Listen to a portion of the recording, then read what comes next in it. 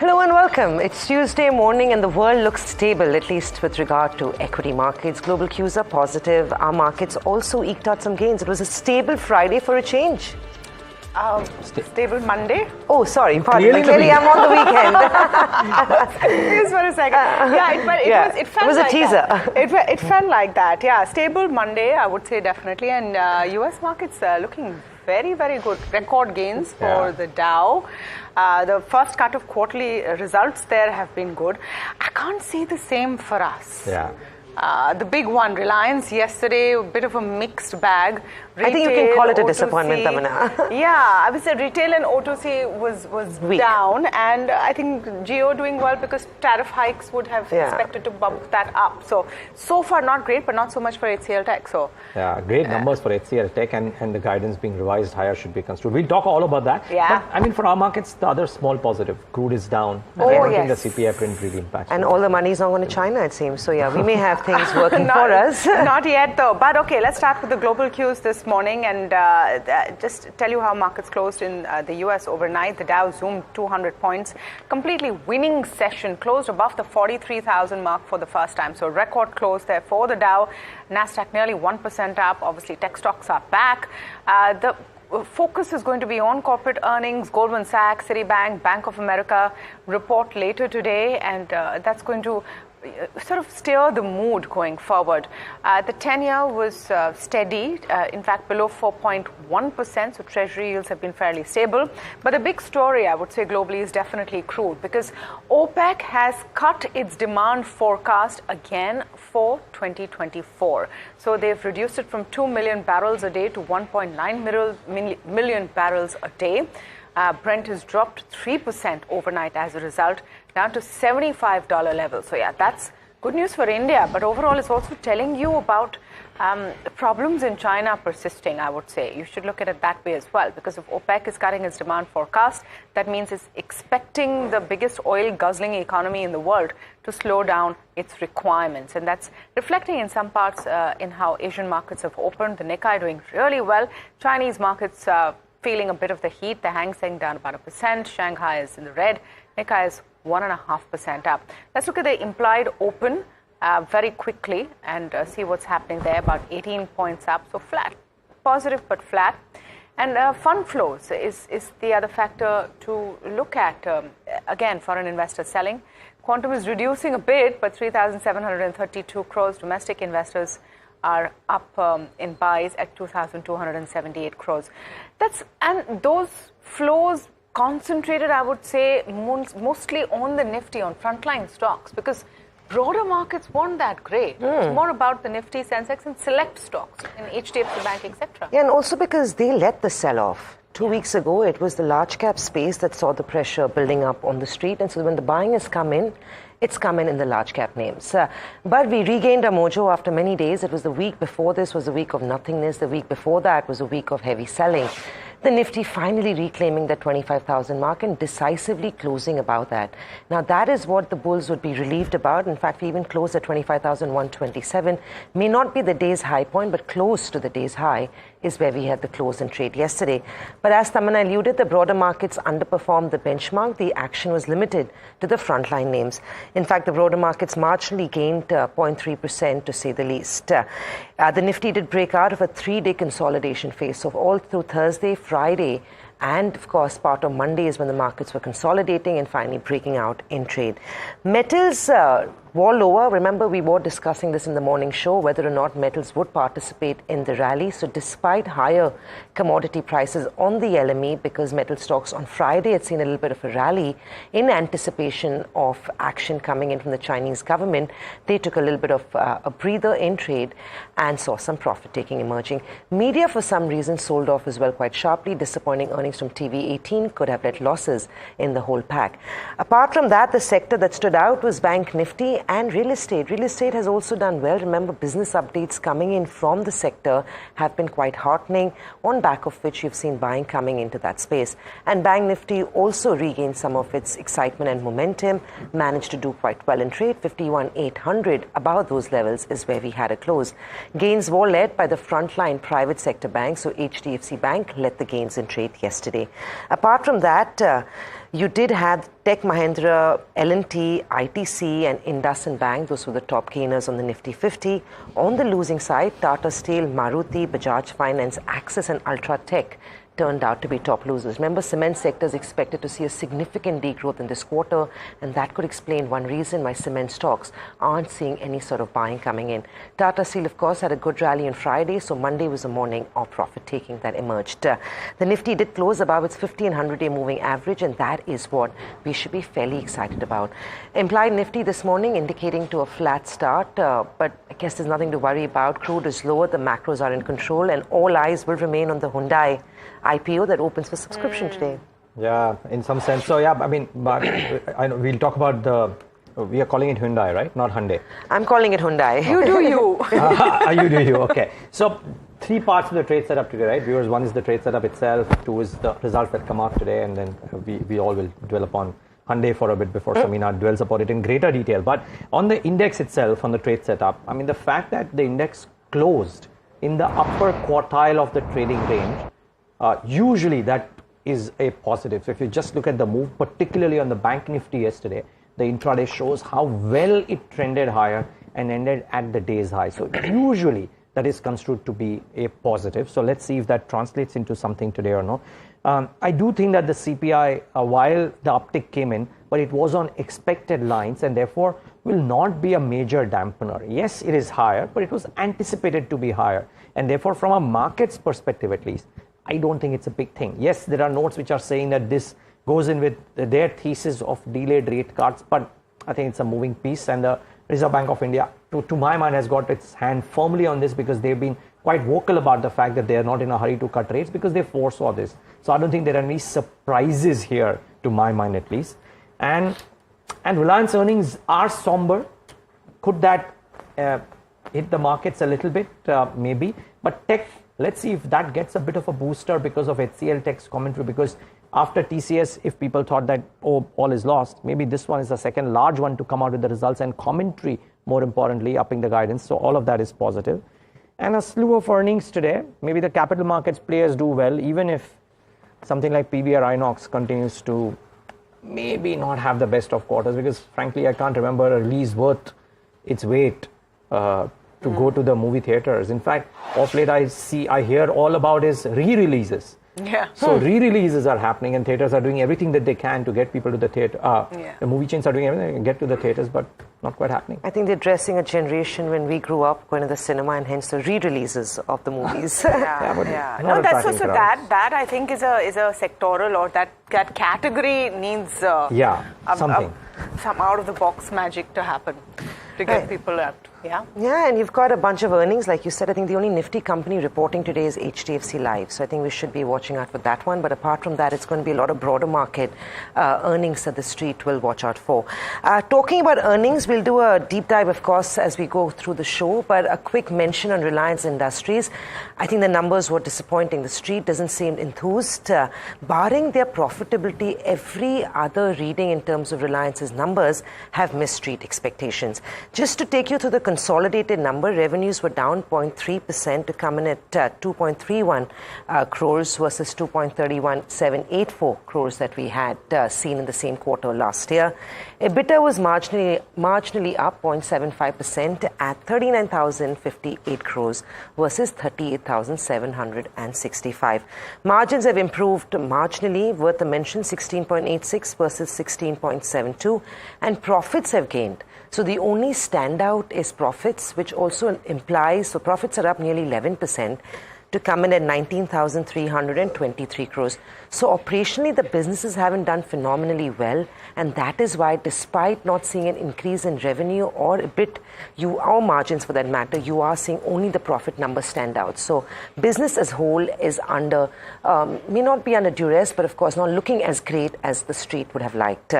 Earnings were dragged by the oil chemical segment, which saw a weak quarter due to the unbalance in supply and demand. What you want to remember is that the oil chemical segment is a key sort of input that goes into EBITDA, so in back of which you are seeing a very subdued reading on that quarter. Retail segment was steady, but it was still below most street expectations. The only vertical that did okay was Reliance Jio. There was an outperformer and that saw some meaningful growth. But apart from Reliance Jio, which could be a nature of the industry, every other vertical for Reliance Industry has disappointed in this quarter. The stock, remember, has been under pressure for the last couple of weeks. It'll be interesting to see whether that continues into today's day of trade. Well, while RIL was a disappointment, the third largest company by market cap, HCLTech impressed the street and how. Very good set of numbers, especially after what we saw with TCS, which was that disappointing. HCLTech has beaten street expectations. There were beats on all fronts, revenue, margins and profits. Guidance, though, was slightly narrowed. Deal wins were up 13% quarter on quarter, even though there were not any major sort of mega big wins in the quarter. And good traction was seen in the banking space. Revenues were up nearly 3%.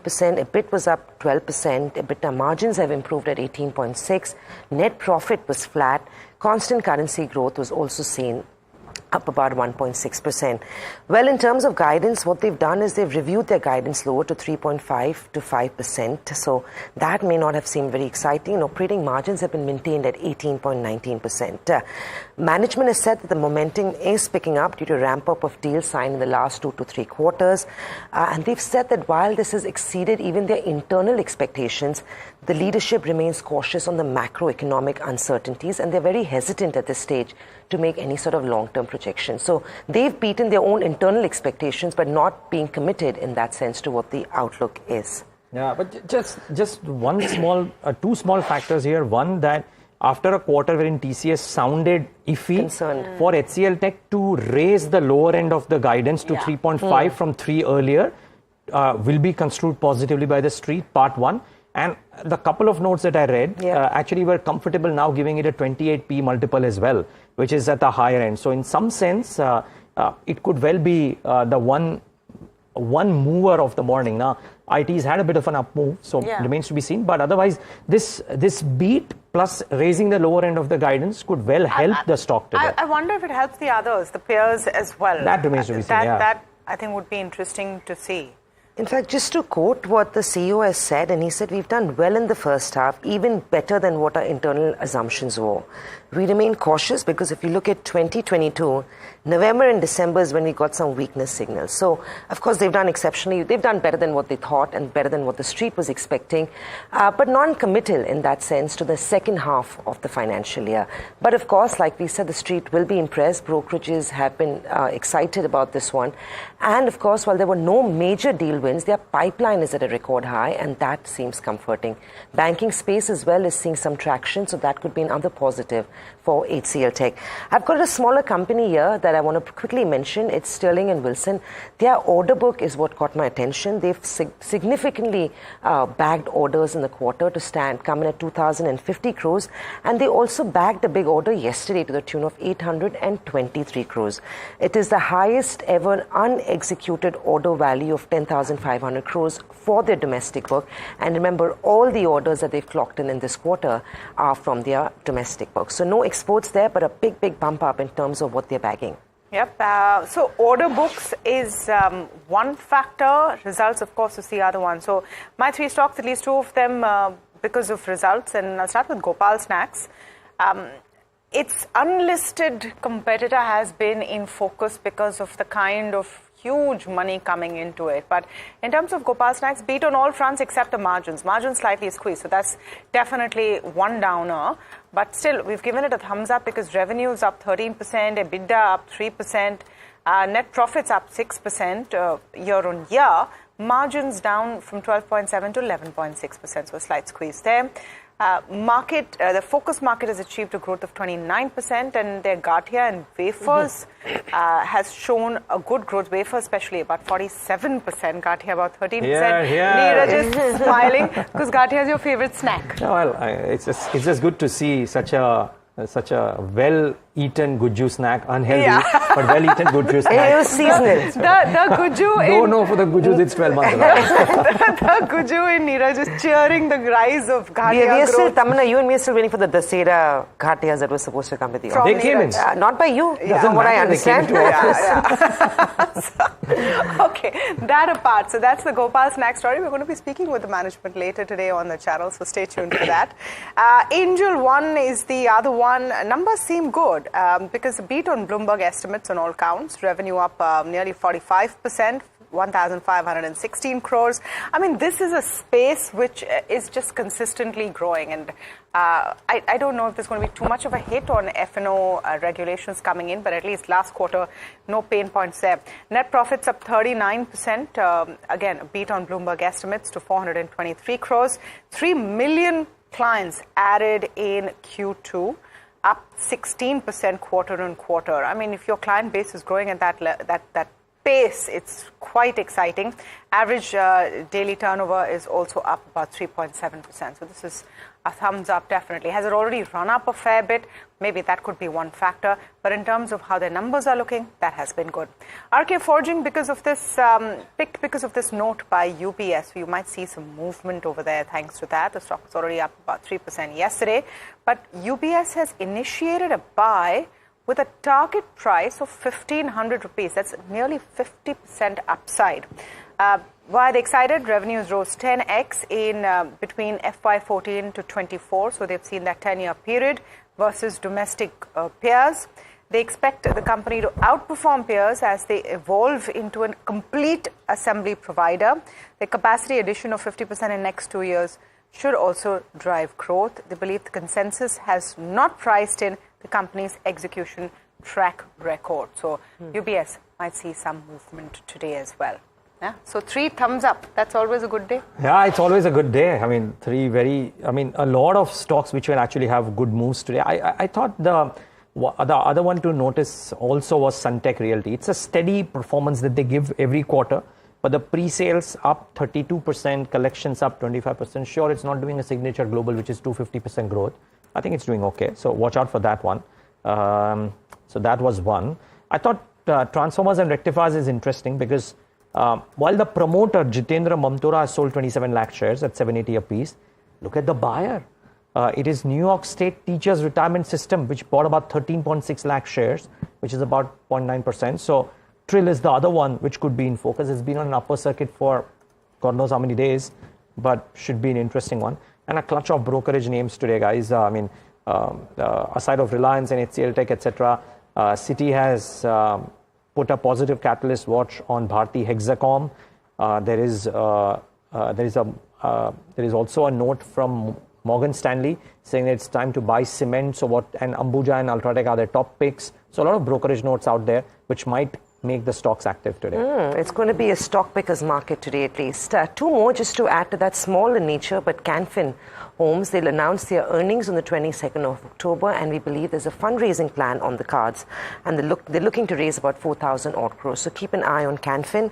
And just a small one again, it's a 6,000 crore market cap company, but it's an order win for Jaikumar Projects. We talked about how recently we've seen a number of these companies pick up orders, Jaikumar being added to that list. But it's all about fund flows and whether they're coming in at the cost of India. That's the question we're asking. Cameron Brand, Director of Research, EPFR, joins in. Cameron, good morning. Thanks for talking to us. Cameron, let's start with the big one. Is China the only game in town? It might seem so the past couple of weeks, but I don't think so. Certainly there's considerable catch-up potential there, and we did see record-setting inflows last week into China equity funds. But in a very short period of time following the euphoria of the Chinese policy adjustments and the Fed's 50 basis point rate cut, we moved very quickly back into a what have you done for me recently sort of approach to flows. So certainly this week so far, flows into China funds, while still positive, have decelerated rapidly. Flows into U.S. equity funds are going up, but not spectacularly so. After finally seeing an end to an 81-week run of inflows, so that come to an end. India equity funds are again beginning to see a little fresh money. What we are seeing at the moment is a shift in focus onto sector funds. We have a corporate earnings seasons coming up. And since the narrative has been dominated so much at the macro top-down level, what are Chinese policymakers going to do? What's the Fed going to do?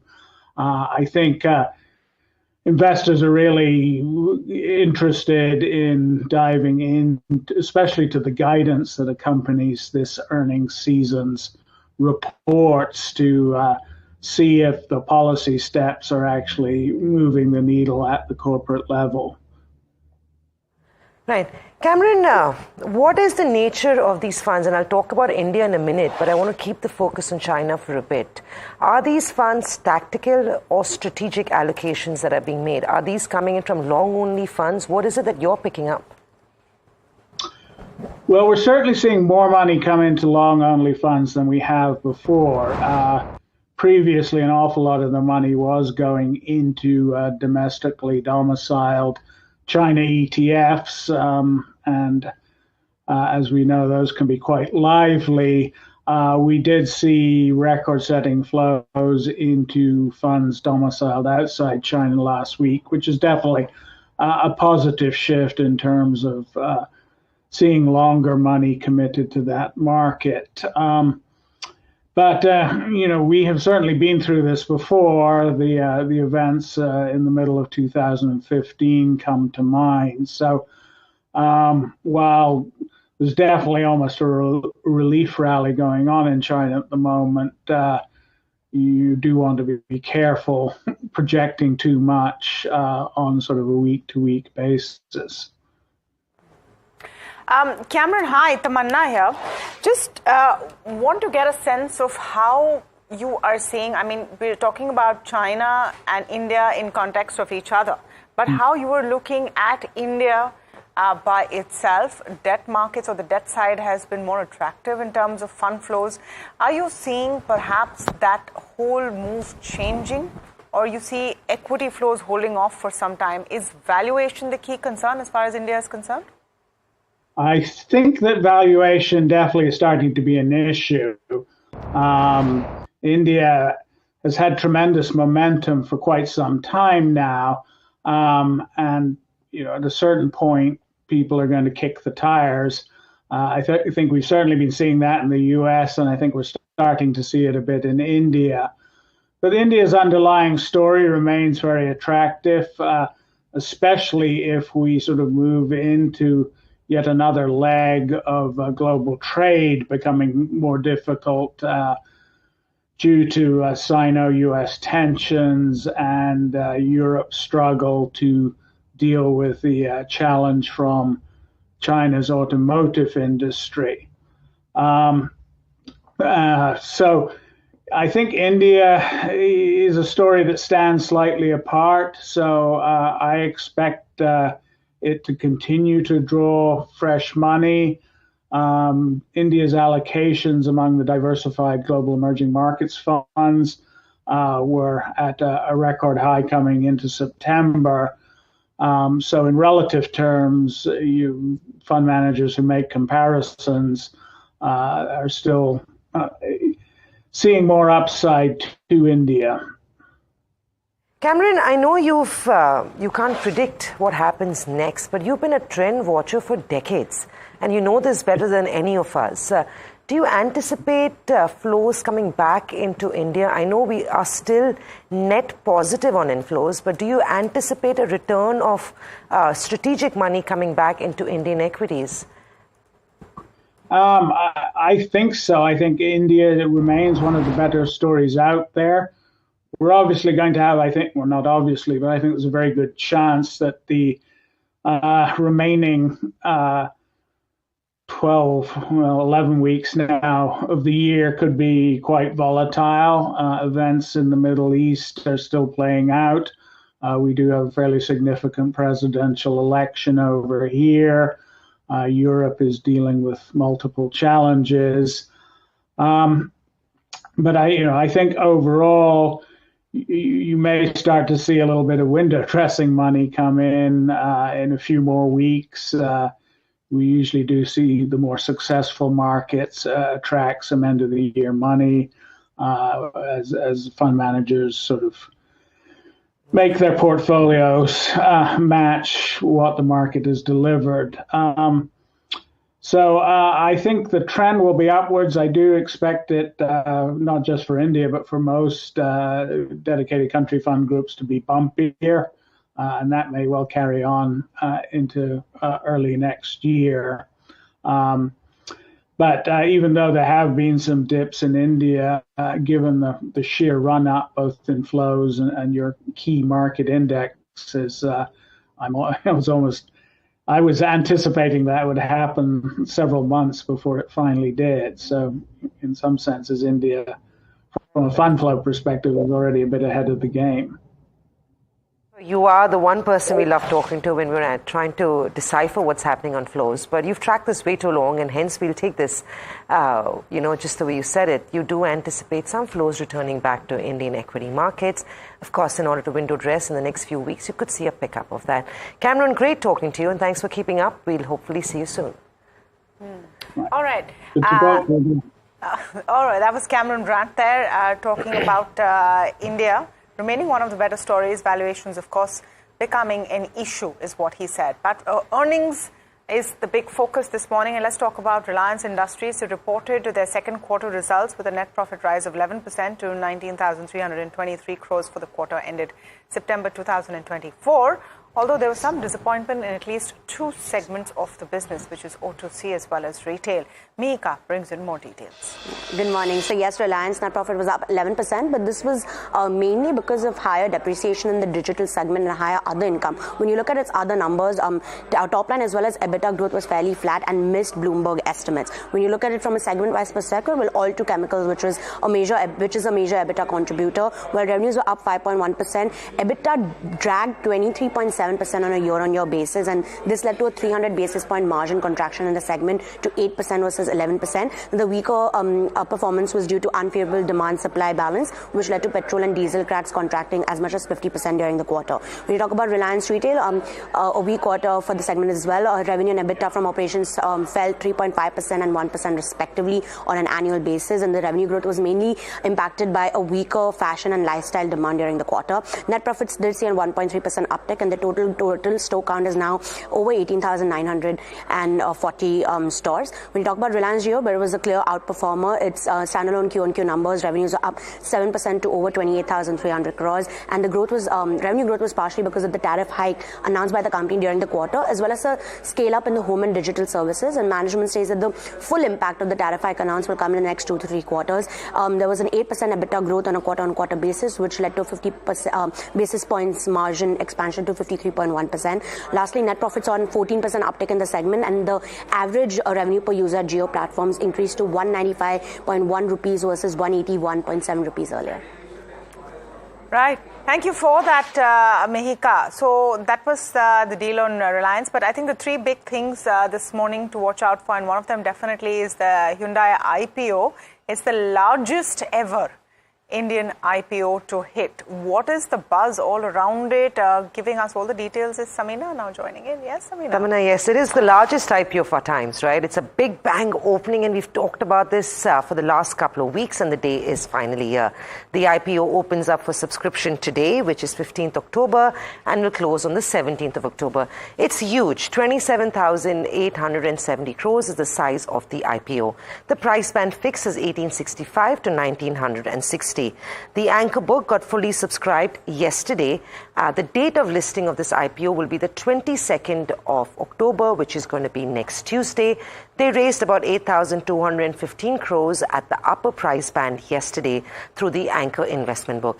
The only disappointment here is that the grey market premium has shrunk significantly, now only up in the range of 3 to 5% to the price band. Well, in terms of the anchor book, like I said, was well subscribed, and subscribed not from a few few investors, but from a big chunk of 22 investments in 225 investors who actually subscribed to this book.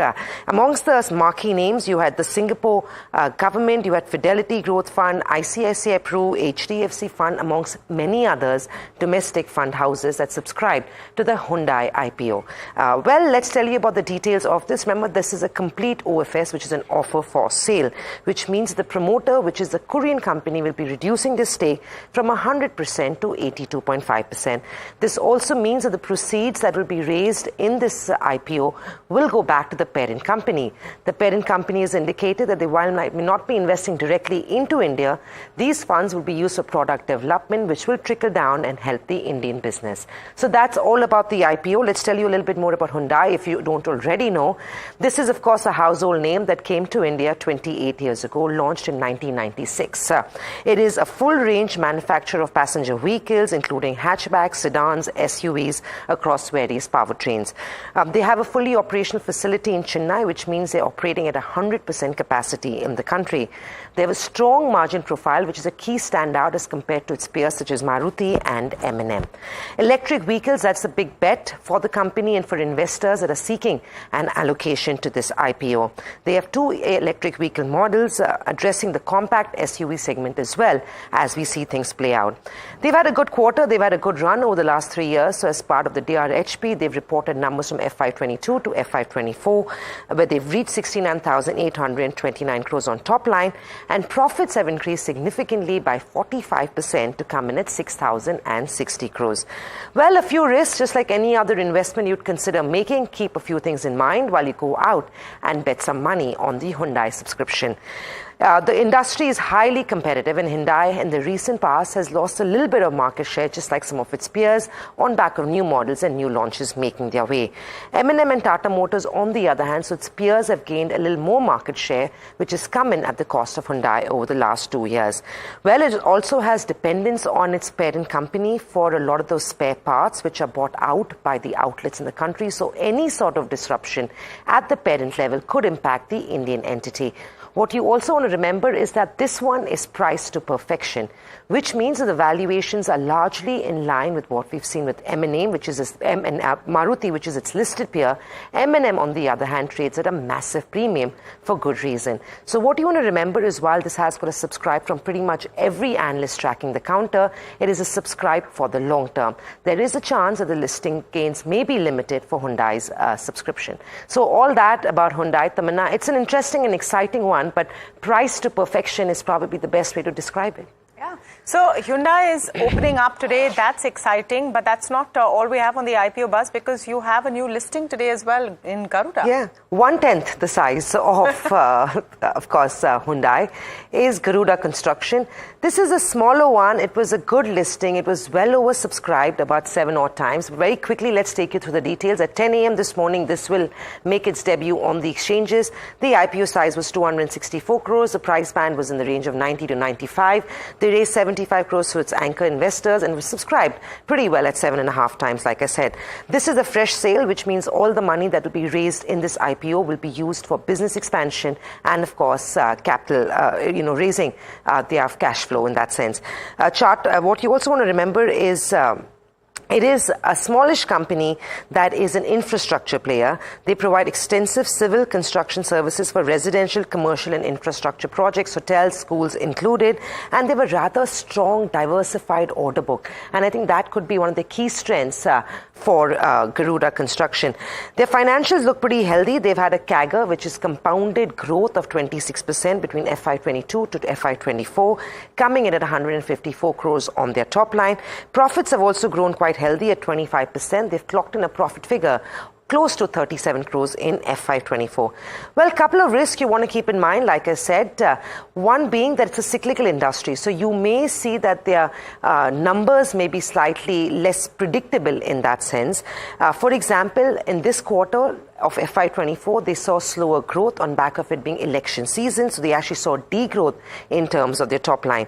Apart from that, what you want to very clearly remember is that there could be short-term losses. Now, this one was at a premium, the grey market premium, a few weeks ago. But as we get close to the listing date, the premium has come down to zero. So at best, you would get a listing at the price band or the upper end of the price band, which is 95 rupees. But there's a good chance it could be flat to slightly lower. So if you're looking for listing gains, this may not be the right bet. But if you are a long-term investor, you could still look at picking this up if the stock corrects in today's trade. Tamanna, back to you on that. All right. Thank you so much for that, Samina. We'll, of course, come back here in another 10 seconds or so before we go to the F&O outlook for the day. But let's just pull up the implied open before we do, because a whole host of factors coming in today. And while Asian markets are otherwise, sans China, of course, Asian markets are otherwise looking good, not so much for India. That pressure of sell-on rises continues. And so far, what we've seen from the result season hasn't been something that is giving us too much comfort. You could possibly see that continuing, and which is why the implied open also looking a little bit muted. But what is it? What is the picture on the derivative side of things? For that, Agam is now joining in. Agam. Well, it's turning out to be an interesting market, but also one in which benchmark indices have at the moment was moved into a little bit of range-bound movement. So, pardon me, we have seen a lot of traction as far as the Nifty is concerned in terms of sideways movement. Not too much to speak for, unwinding coming in for the futures. The Bank Nifty again edging towards the mark of 52,000, but unwinding of nearly 7% there as well. In terms of the options market, until yesterday we had a lot of open interest, distribution around the 25,000 mark. That would include a 25,000 call as well as puts. But it does seem like there has been an increase in writing of the 25,000 puts, which means that also currently is becoming a little bit of a support zone. And on the higher end, we now once again start seeing a little bit more action starting to build around the 25,500 call. And that would perhaps provide you with a little bit of resistance on the higher end. It is also the Fin Nifty weekly options expiry. Again, not too much to speak for here. 23,900 to 24,000 is the mark around which we're playing with at the moment, considering the call writing at the 24,000 mark. And moving on in terms of stocks, that's where we did see mixed picture coming through. So we had longs for India Mart as well as Tata Tech Mahindra, pardon me, and Tata Chemicals along with Bandhan Bank and IEX saw shorts. Also in terms of stocks which saw unwinding, there was a mixed cues there as well, but mostly a lot of short covering for Federal Bank, Ipca Laboratories, Cummins India, Hero MotoCorp and Chambal Fertilizers. But on that note, let's get in an expert opinion here to see how you can go about markets. Well, we have Amit Goyal of Amit Ventures joining us on the show. Amit, good morning. Thanks for joining in. How are you looking at trade develop, and as far as markets are concerned, what kind of option structures are you working with? Hi, good morning, Agam, and good morning to all your viewers. Thank you for having me. It's been a while since I have joined you guys. I've been maintaining a bullish stance on the overall structure of the market, and I have always advocated that at higher time frame supports, there are good chances of buy on dip sort of trades.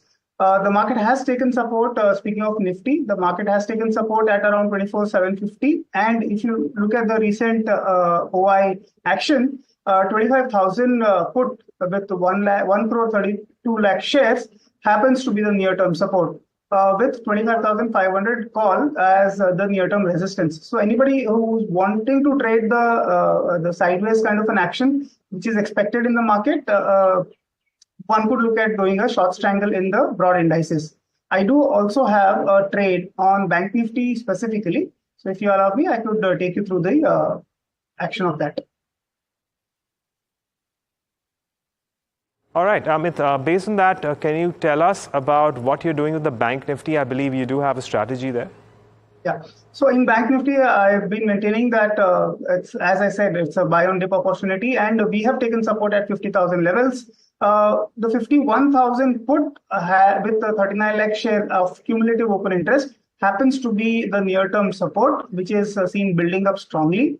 And 53,000 call with 35 lakh shares has the highest call open interest, giving us an even Steven PCR of about 0.94, which is fairly bullish to neutral.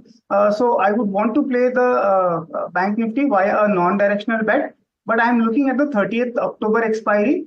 Perhaps it is going to be a good practice on our part to stop looking at the weekly expiries and probably moving to the monthly expiries by looking at the higher time frame charts. So I'm looking at the 30th October expiry with a short strangle. This is a fairly bullish short strangle, wherein I'm selling the 51,000 put of 30th October expiry. Along with that, I'm also looking to sell the 53,500 call of 30th October expiry again.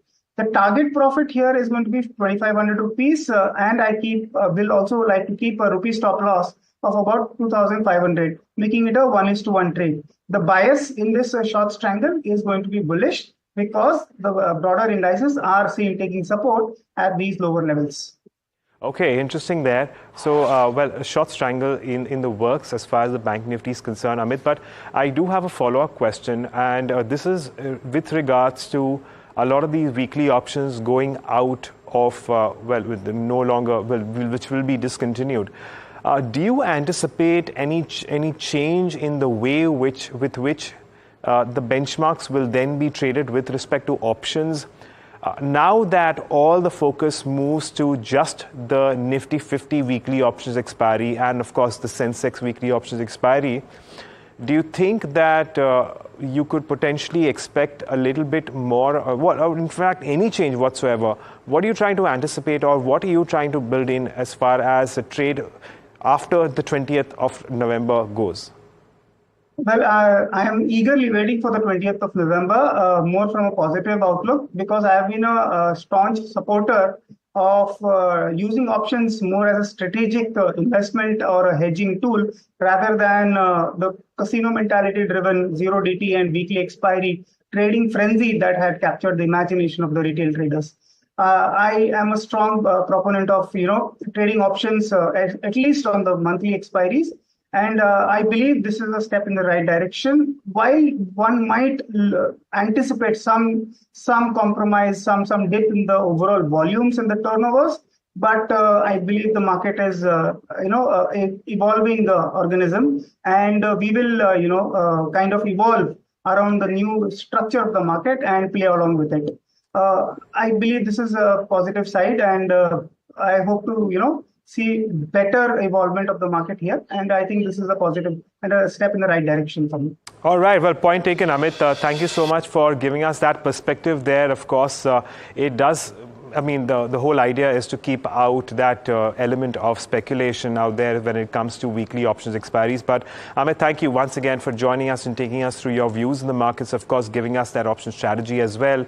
And, well, just a reminder that if you do have any queries with respect to your futures and options, positions, or if you want to know what you could potentially be doing with a certain idea that you have and you want further clarifications, don't forget to write to us on WhatsApp on that particular number which is being flashed for you on your screen there, and we will certainly take up your queries on the F&O show at 10:30. So do write to us when it comes to your queries. With that, it's back to you all. Okay, so that's the F&O setup, but all eyes on HCLTech. HCLTech has narrowed its FY25 revenue growth guidance, but has beaten estimates on all fronts. Let's bring in Rucha with more perspective on this one. I think, Rucha, the big one is how the lower end of the guidance has also been increased. You're right. So HCL Technologies has upgraded the lower end of the guidance from 3 to 3.5. So the upgraded guidance now stands at 3.5 to 5% for its revenue growth in terms of constant currency terms for FY25. However, the operating margin is still maintained at 18 to 19%. Now, the company has not materially upgraded whole of the guidance because management mentioned that the discretionary demand still remains weak and the macro uncertainty still prevails. However, it expects that it will be able to maintain 3.5 to 5% of the revenue growth margins over here. Now, in terms of numbers, well, HCL Technologies has beaten analyst estimates on all the three fronts in terms of revenue, margins, as well as profit. It has also, in terms of people matrix, hired around 3,000 new freshers, and attrition largely remains stable over here. Now, in terms of vertical performance, well, it was HCL Software which contributes about 10% of the total revenue, which aided the margins to come in at about 18.5 versus estimates of 17.5%. In terms of IT services, which contributes majority of the revenue, saw around 2% growth on a quarter-on-quarter terms, while the ER&D business, which contributes around 16%, saw largely flattish growth in terms of quarter-on-quarter performance. However, the management mentioned that the BFSI segment, which contributes majority of the revenue, is seeing pickup and will continue to improve in the quarters coming ahead. But talking about what brokerages say, well, most of the brokerages have maintained their hold on neutral rating because they believe that the valuations are stretched because of the recent outperformance. Well, HCL Technologies has given around 40% return in last 1 year and is now trading at par with TCS and Accenture versus its history of around 15% discount. So stretched valuation is what is keeping analysts upgrade HCL Technologies to a buy or an accumulate. So that is why most of the analysts have maintained a hold or a neutral rating on the stock, even though HCL Technologies has upgraded its guidance. Okay. So that's a good point, that they did not increase full year guidance materially because of uncertain macro. Does that temper the excitement on HCLTech? Let me ask that question to Rahul Jain, Director Research at Daulat Capital. Rahul, very good morning and great to have you on the show. What was your read on the numbers? Let me start there. Yeah, hi. Thanks for having me. So basically, our understanding of the result is that given the macro situation, they are trying to play slightly conservative in terms of scaling up the guidance. They have scaled up the bottom end of the guidance, which clearly tells them that they have a better visibility than what they had in the previous quarter. And that is what they have already mentioned in their results commentary as well, that they are seeing better discretionary environment. I think they're just trying to play slightly cautious given the uncertainty that we are living in. But looking at the result, looking at the commentary, looking at the broad base featuring of the result, we think they are all set to achieve the top end of the guidance, and they may probably exceed it as well. So I think this is a good number that we are getting from HCLTech. Rahul, it's Samina joining in as well. It's definitely a good quarter from what we've seen. And it's, I think, outdone itself. That's what the management indicated, that they've beaten their own internal expectation and assumptions. But they've also, at this stage, unwilling to commit to what the next half of the year is going to look like. In fact, the CEO also drew reference to the fact that in 2022, November and December is when they saw some weakening signals. Is this something you're concerned about, or do you think they're just being cautious and they will outperform in the next few quarters as well? Yeah, I think I feel the latter, which is like they may outperform here on as well. I think they may not exceed the top end meaningfully, but what gives us comfort specifically going into the October, November, December quarter is that this is a seasonally better quarter for them because the software business see a massive jump during this period. The past trend suggests closer to 25 to 30% sequential growth is what they observe. That alone can bring overall growth of 2.5 to 3% on a sequential basis. And for their top end, for them to achieve their top end guidance, all they need is closer to slightly more than 2% sequential growth performance. So if the software seasonality remains intact, which looks like the case because they have turned slightly positive on the software business, and software business delivered 9% YOY trajectory in Q2, and they had a very large component of perpetual license signing in the Q2, which is generally followed by the support revenue ramp up that we may see in Q3, Q4. So I think there are enough evidence to think why the numbers should trend better even in the second half of the year. Stood out for us was HCL's largest competitor, Accenture and TCS, have explicitly conveyed that discretionary still remains elusive. But in the case of HCLTech, they've very strongly seen a pickup in discretionary spending by clients. What do you make of that? Do you feel their premium valuations are justified and HCLTech at the current market price is still a buy for an investor? Yeah, see, we have to look at what is the overall IT spend environment looks like and how some of the larger players are dealing in that environment. If we look at the total IT spend, IT services spend growth for this year is projected to be upwards of 5%. So as long as companies are doing closer to 5%, it is more like in line with the industry growth rate, and there's nothing much positive or negative to read into it. So that's where HCL is progressing for this particular fiscal. Accenture, of course, have guided closer to 0 to 3% from a 12-month forward perspective, which is not adding too much confidence. And same was the case with the TCS earning, but I think HCLTech is doing slightly better. And which brings me to the point of valuation, which you asked. I think this is a market where growth gets a premium valuation. Growth has become rare in the sector, and anybody who delivers consistent superior growth over the other can command a superior valuation. So I agree that this has not happened a lot of time when HCLTech would trade similar to TCS or superior to TCS valuation, given that it's the relative benchmark.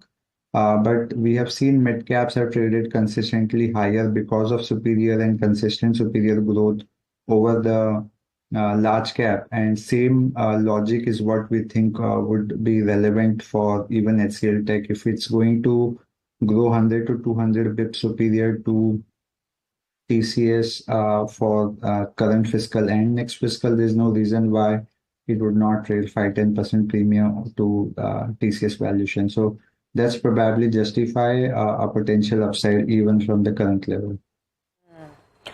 Rahul, just want to get a sense on how you are seeing Infosys and Wipro now, and if you had to put them all on a table, Infosys, Wipro, TCS, of course, and HCLTech, how do you rank them? I mean, of course, we have the results coming tomorrow for the two names that you asked for. We'll see into what is changing, but basis what they said in Q1, basis what they delivered in Q1 and the current commentary stands, I think there was a marked improvement that we observed in case of Infosys, specifically led by the BFSI ramp up. So I think the commentary for BFSI has been positive, even in case of TCS and even in case of HCLTech, which make us believe that Infi may deliver in line number to our estimate as well as on the street's estimate. So I think they should look better. Wipro, of course, we have new CEO in the transition. His focus has been on the execution. I think it will take some time to come back on the track in terms of the growth that market would like to them to deliver. So at this point, I would say I would put HCL on the top of the pack. We'll watch out what the Infosys has to say. If they deliver in line with our estimate, then it would be followed by Infi, and then TCS and Wipro as a joint third. That's what I think I would see at this point. Okay. So HCLTech in focus, there's excitement about it. Just last point, you would buy HCLTech today after the numbers? Yeah, I mean, we have accumulate rating on the stock. So I think if it closes where it was, it offers an upside from our rating perspective. If it closes where it was. All right. We'll take a very short break, but we're right back. We'll come back with pre-open rates, opening strategies for the day, and much more. Stay tuned.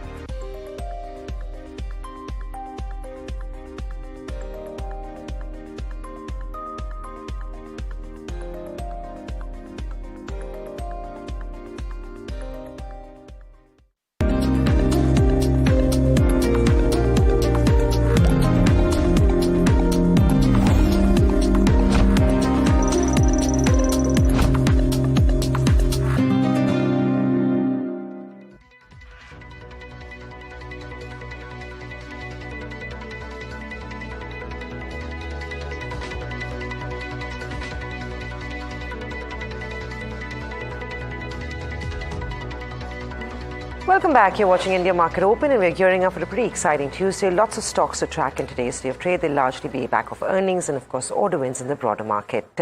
Implied Nifty is indicating to a flat start, but this comes in after the markets pulled off their weight quite well yesterday and regained some of their lost momentum. Implied Nifty indicating to a 26-point start. Rajat Bose and Sunny Agarwal both join in with their technical and fundamental view on the markets. Rajat, I'll start with you. We finally snapped a 3-day consolidation phase on the Nifty, comfortably closed about 25,000. Gains were being led by the frontline names, and Bank Nifty is well participated. This morning, any long trades on the Nifty or Bank Nifty? Long trades in the Nifty, I would say I would like to see Nifty staying above 25,150 decisively. That means, say, at least it would stay there and stay above that level for some time, say a few minutes, 5 minutes or 10 minutes. After that, you can think of getting long, because this is a critical level. This is the 9-day exponential moving average level.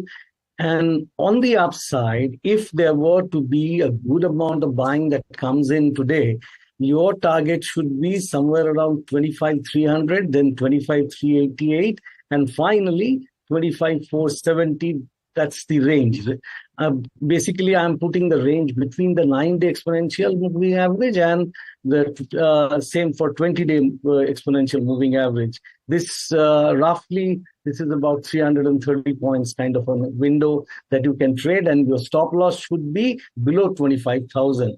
And if you want to take a short stop loss that is a much lesser amplitude, then it should be below 25,079. Okay, 10 seconds left, less than 10 seconds at least for pre-opening. Sunny, let me just get your call in, and let me just get a quick take on the two big numbers that we've seen and how you expect those stocks in those spaces to react. RIL on one side, HCLTech on the other. One disappointing, one has been better than expectations. Is that how you would see it? Yeah, definitely. I think RIL kind of mixed bag, where we have seen telecom and upstream delivering a far better number as compared to the oil O2C business and retail. So I think today the reaction will be muted. Already we have seen a decent correction in the stock price. It's again we believe the fair value of the business is close to 3,300 rupees. If somebody has got an investment horizon of 12 to 18 months, so that's the take on RIL. Coming to HCLTech, again, I think far better than expected number, upgradation in the lower end of guidance. But again, what I believe is that the trading at a fair value band, and hence we continue to remain neutral as far as HCLTech is concerned. You want to start by taking our viewers through your stock recommendations this morning? See, what I have at my disposal, I would say that first stock is alkyl amine. Alkyl amine is forming a saucer. This saucer pattern is a very regular bullish pattern. So I would put a stop loss at 23.11, and the targets are 23.78 and 24.05. However, I would like to disclose out here is that I personally hold some shares of alkyl amine in my investment portfolio. The other two stocks are Cipla. Cipla, primarily because there had been two hammer lines after the big fall, and I have put the stop loss just below the hammer line, that is at 1569. Stock closed at 1598. 1622, 1642, and 1682 are the three targets for Cipla. And finally, it would be Larsen and Toubro. This is a range-bound counter. It is moving up from lower levels. 35.25 should be the stop loss. 35.55 it closed on on Monday, and 35.84, 36.11, and 36.30 are the three targets. And Samina, I repeated your mistake. Sorry. The Monday, I said Friday, which should have been Monday. We're both in the weekend mood, and it's fair. This is the Friday of the week, the month. Both of you must be feeling so happy that while you think it's the start of the week, one day has already gone by. But you and Tamanna bursted our bubble very quickly. So no. We support the truth. We are the realists over here, and what's realistically looking like is a decent set, a decent kind of a day so far. Let's just go through some of the stocks that are really running today. Look at Bharti Airtel. Bharti Airtel is having a good morning. Maybe the kind of detailing which has come out with the geo tariffs has given a bit of a fillip, perhaps, to Bharti Airtel. Let's look at that stock. Look at a Suntech. Numbers basically looking decent, so that's about 2% up. RK Forgings, Angel One, some of those moving today. Blue Star and TVS Supply also not doing too badly. Persistent is up. But I want to look at what HCLTech and RIL are doing in the early parts of pre-open session. HCLTech, nothing too great, about 0.5% up. RIL is flat as well. Very hesitant kind of play. Sunny, you think that the very large IPO that's opening up today is going to have a bit of an impact on liquidity and trade volumes? Yeah, definitely. I think big IPO, and at the same time, I think looking at the anchor book, I think the interest is pretty good from both long only foreign institutional investor as well as domestic institutional investor. And I think the opportunity to participate in the Hyundai at global level is only through India as of now. So I think definitely it will suck out some liquidity from the secondary market. And that can have some rub-off effect on other passenger vehicle companies also. So we may see some rub-off effect on Mahindra and Mahindra and Tata Motors, which are trading at a relatively cheaper valuation compared to the implied valuation at which Hyundai is coming at. So I think some rub-off effect will also be seen. Sorry for my sore throat. Completely fine. I mean, it's good to know that somebody is parting. We are certainly not. But be that as it may, I mean, good to see that. Let's talk about some of the key movers. Sunny, I really want to come to you on the mania around the BSE stock. That stock in the last 1 month is up 65%. And granted, there are positives. Does it warrant this up move? Are valuations still favorable for somebody to stay invested or buy afresh? I think in terms of valuation, now things have turned pretty expensive as far as BSE is concerned. I think the stock is running with a narrative that with the curtailment of multiple weekly expiry for NSE, the volume may shift towards the underlying contract for the BSE, which is Sensex, for the weekly expiry. But again, nobody knows what will be the impact. Everything will be clearly visible post 20th of November. And I think the stock has run up ahead of the time. And in fact, at a current juncture, what I feel that NSE, which is a far bigger company than BSE with a 90% market share, that is trading at a cheaper valuation in the unlisted market. So I think at current juncture, it's better to book profit and buy on dip as far as Bombay Stock Exchange is concerned. Well, another space that I think could potentially see some activity today is crude sensitive. So you may have your OMCs that are action-packed, paint companies, tire companies could see some action in trade. HPCL up 2% after a gain in trade yesterday of 2%. BPCL indicating to 1.5% gap up. A quick check on IOC there, 1.5%. Wipro as well has been on the buy side, and of course all eyes will be on their earnings as they report in 2 days from now, and that bonus issue too. Rajat, I want to talk to you about crude sensitives, OMCs in particular. Do you feel like there is a trade on these counters today, maybe intraday, maybe for the next few days?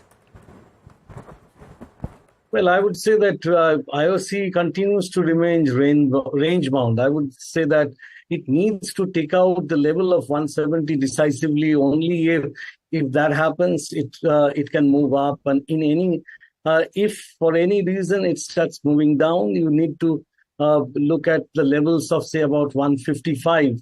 155 is a major support. Once that gets broken, then IOC will start moving down. I would say that, as far as crude sensitives are concerned, they are not giving any fresh technical signal as at the end of yesterday's trading session. So at least technically, I cannot offer any clear buy or sell call out here. Right. What about metals, Rajat? Friday was a good day. Yesterday was a quiet day.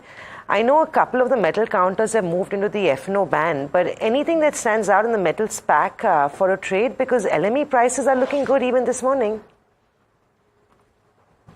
Well, Tata Steel continues to be a sell. Regarding base metals, I would say that maybe Hindalco, but that has already moved up. And now if it were to move beyond, say, 750, then only you will see some kind of an upswing happening out there. That is, once above 750, it can go to 757, 763. These would be the targets.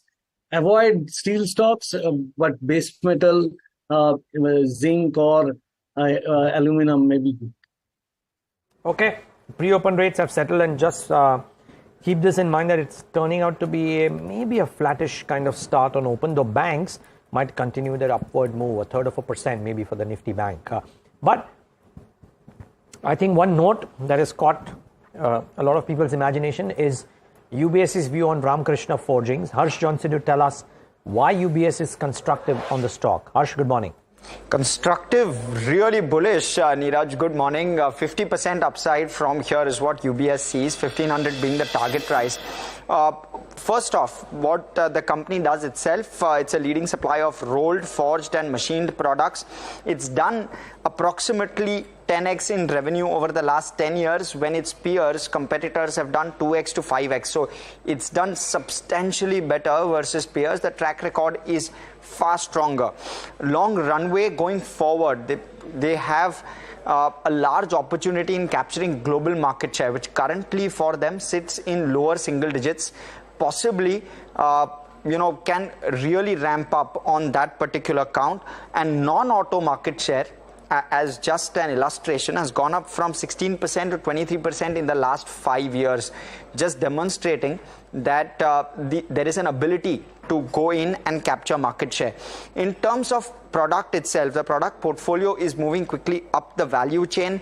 Exports have gone up from 29% to 42%, and the top 5 client contribution has come down from 71% to 50%. So de-risking clear, and the product diversification also evident.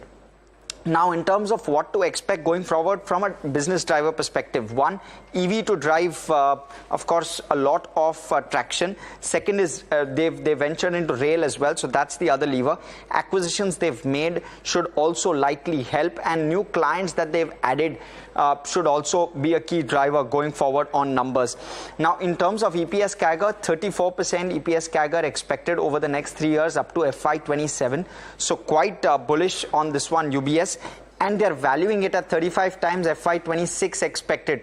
So not a very egregious kind of valuation either. 1500 being the target price, 50% upside from here.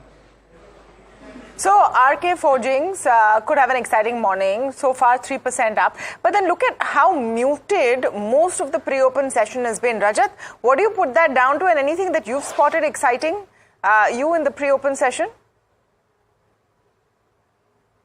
Well, Apollo Hospital, again, I have to make a disclosure that I personally hold some shares in that. It is, I think the pre-open session, it is around 7115. It looks pretty good. In fact, Apollo Hospital can be bought at current prices. You put a stop loss below 7,000. On the upside, once it crosses its recent high around, says 7,300, 7,420 will be the levels to watch out for. That's a few calls coming in from Rajat. Apollo Hospital constructive on that trade is what he indicates. Well, a couple of other players that I want to quickly ask you, Rajat. So yesterday the day belonged to an HDFC bank and largely private sector banks. Yesterday on this channel we had a consensus view and a buy call on SBI, but the stock failed to respond well in trade yesterday. Do you feel like today could be a day when some of those PSU banks, SBI case in point, could support Bank Nifty? Well, Bank Nifty will in any case be supported today because Bank Nifty looks pretty good. On the upside, It needs to take out 52,000, and after that, it would get real momentum. Coming back to SBI, I would say that it is testing its 50-day moving average at around 804. If it manages to stay above that, then there would be a move towards 825. And once 825 is taken out, next target would be 837 to about 845. SBI definitely looks good because it has consolidated, it has absorbed supplies, and now it is trying to move up. Only thing is that watch out for the 50-day moving average, which is currently at 805. Right, that is SBI for you. It's a third buy call coming in over the last 24 hours on SBI. After consolidation, the stock very likely to make an up move. Remember, the rest of the market is expected to be rather muted. There will be some pockets of interest. Yesterday, it was the banking space. I wouldn't be surprised if consumption names see some buying. So ITC did quite well in trade yesterday. There were no triggers, but the fact that the stock had sold off quite heavily in the few days preceding that led to some low-level buying. Rajat, very quick word on ITC. It's at 498. It was at 540, I think, less than 10 trading days ago. Would you buy ITC at the current market price? 499, 500, two moving averages are located. So you need to take out, ITC needs to take out 500 decisively. In that case, the next target will be 508. If it moves above 500, you put a stop loss below 496 or 497, wherever you want to, and you can target 508. Okay, since we have 50 seconds left, the other big thing, of course, is the IPO that opens today, and we'll talk to Sunny Agarwal about it. But Rajat, if I had to nail you down on one key stock for a trade today, which one would that be? Alkyl Amines. Already told. Okay, so Alkyl Amines is your top idea, and Rajat has given the standard disclosure that it's a part of his portfolio as well, but he believes that's his top trading call for the day today. Remember, chemicals sporadically are actually starting to make their presence felt, so that's an interesting bucket to monitor. I wonder if, I don't think Alkyl Amines is coming out results today, so it's just a chart pattern, some bit of buying that might be emerging or what have you, but watch out for that one. Okay, 7 seconds left for the markets to kickstart. Remember, we had a good day yesterday. Can we follow up on that and stay higher is the key question. Let's see on open what banks and IT are doing. Starting off okay, the markets, banks to about 0.25%. In fact, Nifty IT might actually be better because the Nifty is doing much better than the Nifty bank. 0.65% higher for the Nifty IT, really strong show. Pull up the heat map and let's just see whether HCLTech is driving those gains. You could argue yes, but it's being given company by Infosys as well. So HCLTech doesn't have rara moves. In fact, Infi and HCLTech, swapping places between the top gaining IT names. Asian Paints, Bharti Airtel, BPCL, clearly crude beneficiaries are actually taking the limelight today. So that's the nature of the winners. More green than red. What else? ICICI Bank is giving company to the list of gainers. That's the lone ranger of sorts within the banking space on the top 10 gainers. Trent in the green, Ultratech in the green. HCLTech has slipped out of the top 10, by the way. So it's clearly crude beneficiaries which are top of the list, accompanied by Bharti Airtel and Shriram Finance. What is not doing well? ONGC, Reliance Industries, no surprise there. On ONGC's case, it's crude. In Reliance's case, it's crude plus results, I presume. JSW Steel, 0.25%, Wipro, 0.25%. So the big drag on the markets today, you could argue, is big boy Reliance Industries down about 1%. IT, crude beneficiaries on the upside. And that's perhaps what's keeping the Nifty that muted despite more stocks being in the green versus red. Let's look at the broader markets for a second before we get to stock-specific ideas this morning. And nothing too exciting happening there either. The Nifty Midcap 150, at least nearly 0.5% up, doing better than the Nifty. The small cap index actually doing fairly well, zooming up there. Should we just pull up sectoral indices very quickly and see what else is working apart from IT, media, auto? Small cap is doing okay, and consumer durables, because you're seeing Blue Star run up a fair bit this morning, but metals having a down day.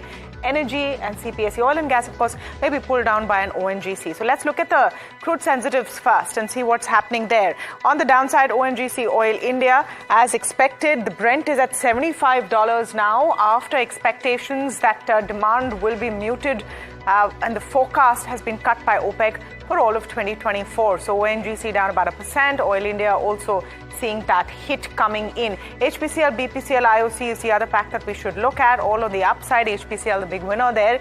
Amongst those three, about 3% up. Sterling Wilson is the other one that we had pointed out for you. Given up most of its pre-open gains actually, just about 1% up on that order win.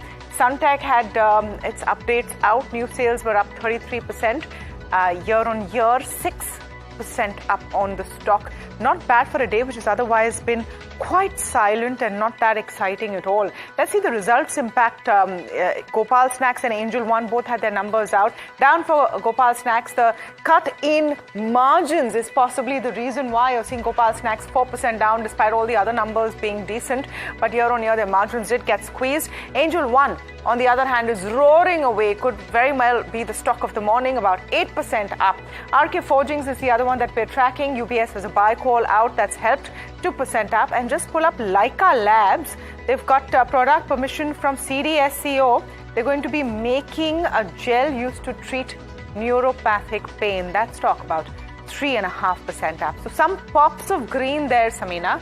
But I think the big one on the index, Reliance, is pulling down sentiment. It is keeping the markets muted. HCLTech is also attempting supporting the market, but unfortunately swinging between gains and losses. And I presume it's a soft start, but we may see the day where HCLTech will see consistent buying through the course of the day. I spoke to Rajat about crude sensitives, and all of them are doing quite well this morning. BPCL is leading the pack. Remember, yesterday the day belonged to HPCL. Today, BPCL on the index is up about 2% in trade. In the broader market, the Nifty 500 is doing okay. It's up 0.3%. And the big mover, like Tamanna has already mentioned, is Angel One. But along with Angel One, it is JM Financial also doing quite well in trade, and so is 360. So on back of those results that we saw from Anand Rathi last week and, of course, Angel One this morning, the whole sector is looking pretty well placed in trade. 361 WAM up 2%, JM Financial up 4.5%, and Angel One trading with a massive gain of 10% in trade. Well, Network 18 was a big loser yesterday. Today, there's a little bit of a recovery on the stock. So after the fall, the counter has seen some buying. The stock trades with a 3.5% up move. HPCL, after a 2.5% gain yesterday, sees another 3.5% being added to the stock. Apart from that, take a look at how DMart is doing. Avenue Supermart was such a bad trading session for it. The markets were so disappointed with its earnings, trading as flat as you can in today's day of trade. If I can get transformers and rectifiers on the screen, remember we went through a week when the stock was hitting an upper circuit every single day. We had the promoter offload 1.8% stake with some very significant hands coming into the stock. The counter trades flat, 0.3% higher is what we have. Paint companies are looking good. Asian Paints in the large cap space and Berger Paints in the broader market is up and about 2.5% higher is what we have on that stock as well. Apart from that, a couple of your metal names aren't doing too badly. Aviation counters are gaining on back of exactly that, which is crude prices easing. Interglobe Aviation is seeing a gain of 1.5%. On the sell side, the big gainer of the day yesterday was Aptus. Profit taking emerging today, 2% low on Aptus is what we have. Sugar is looking slightly weak. And you've also got Apollo Tubes, NMDC, Wellspun Living that are seeing a soft trade. But I'll come back to you, Rajat. Rajat, I asked you the question before we went into market opening on crude sensitives. I know you didn't have too much of a constructive call on them yet then, but they're doing exceptionally well. So from the frontline names, you've got BPCL and Asian Paints. From the broader markets, you've got Berger Paints, HPCL and IOC. All these counters are up 2 to 3%. Do you feel like then you want to confident now things have changed with a 2 to 3% uptick on stock price? The Asian Paints and BPCL you can trade because Asian Paints looks pretty good. But only thing is that the sharp fall has created a problem. The 20-day and the 50-day moving average bearish crossover is likely to happen in few days from now. So Asian Paints, you need to watch out the range between 3150 and 3200. If it manages to get past 3200, then it will be back on its upswing that it had been showing for several months. Only recently the fall happened, and it did not fall below the 200-day moving average. So other than that caveat, that 3150 to 3200, Asian Paints looks good. If one is a long-term or a medium-term investor, even at current prices, you can buy, despite the fact that there is a bearish crossover looming large. Okay. So what are you thinking about Angel One, Rajat, this morning after that run-up coming in? Angel One is doing pretty well. In fact, it's a similar kind of pattern. There is an inverted head and shoulder. It is an irregular inverted head and shoulder pattern, but yet it has already crossed the neckline and trying to move up. We need to watch how it pans out today. Now it is 29.35. If it manages to get past 3,000, then the next target would be something like 31.57. After that, 3,200 would be the target for Angel One. But it is definitely looking bullish. Sunny, Angel One, and with this I'm going to ask you about two more stocks from the space which were buzzing yesterday in trade as well, CDSL and BSE. What do you think about that space? What do you think about Angel One? Yeah, I think very good set of numbers from Angel One, and then similarly we have seen a pretty good set of numbers from wealth managers like Niraj Shah. I think seems all the capital market players will have a very good run in terms of financial performance during the September quarter, and I think the entire space look very attractive, whether it is in terms of demat account addition, whether it is in terms of changing business dynamic for all the brokers. So we have seen Angel One increasing brokerage and started to living on delivery businesses also. So we will see with the impact of FNO coming, I think all the discount broker will start charging customer for the cash delivery market also. And the impact of the FNO reduction in FNO volume should be relatively less. So I feel all the other players such as Motilal Oswal, which is a conglomerate of broking, wealth management as well as AMC business, looks good on from a medium to long term perspective. Rajat, just one quick question, and I want to talk to you about HCLTech because the opening has been softer than we would have expected. Do you feel like at the current price, which is 1872, it did give traders an opportunity a few minutes ago, but it still looks like a good intraday trade?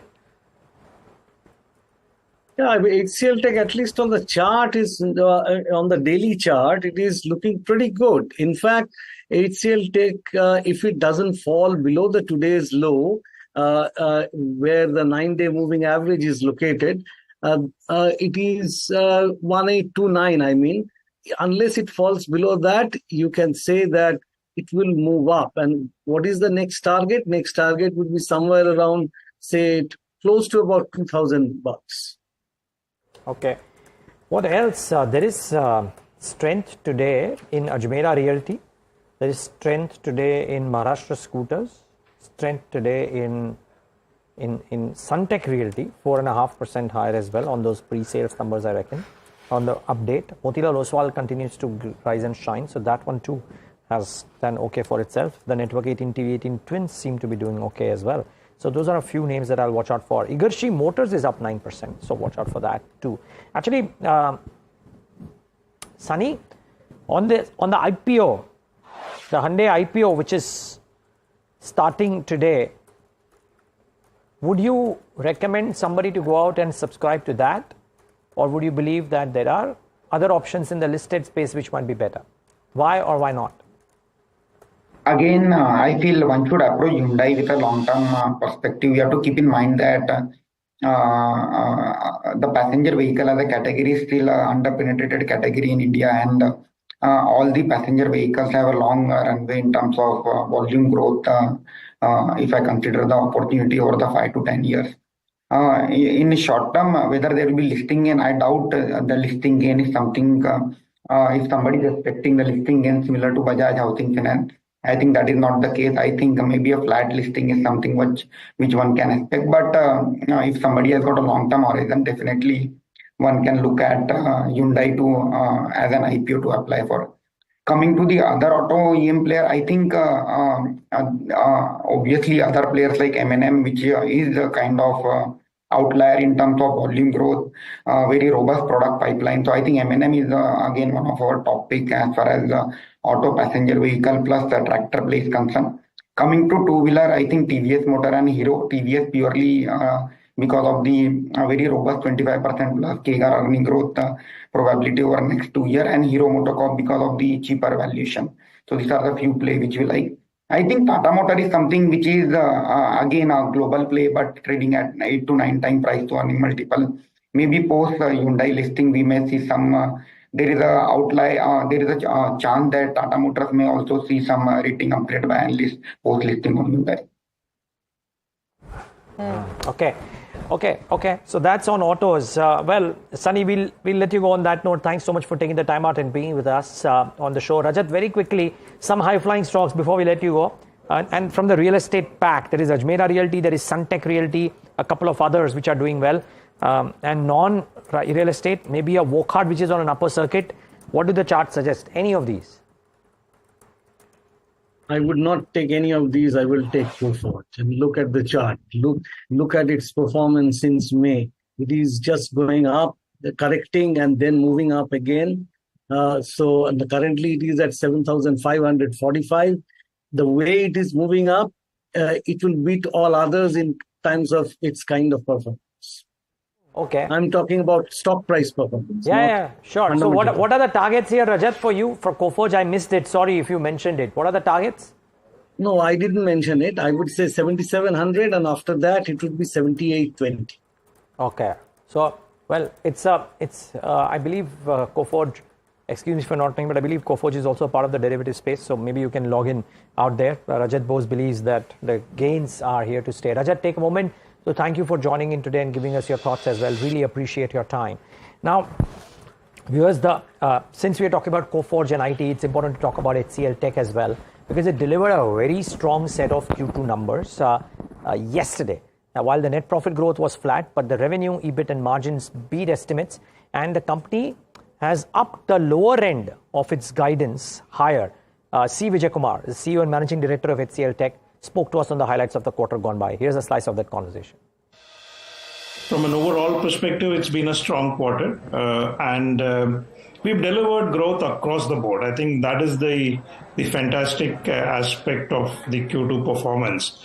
And we did indicate in the beginning of the quarter that we're going to grow in all the verticals except financial services. So we had some visibility getting into the quarter, but the way it played out, it came out better than even what we had expected. And financial services, excluding the divestment impact, has also grown very well. So I think the real underlying theme is some of the discretionary spend is coming back, though the growth is equally balanced between discretionary spend and the non-discretionary kind of work, which is really ramping up of the cost efficiency-led programs. I think it's just picking up. I guess we have to wait and watch how sustainable is this. But at this point, we've had a good outcome. So, CVK, when I looked at it geographically, right, EU did well, APAC did well, very strongly, US was flat. The belief, as per some companies that we spoke to earlier, was that maybe clients will wait till the November elections are out of the way and then direction will come in.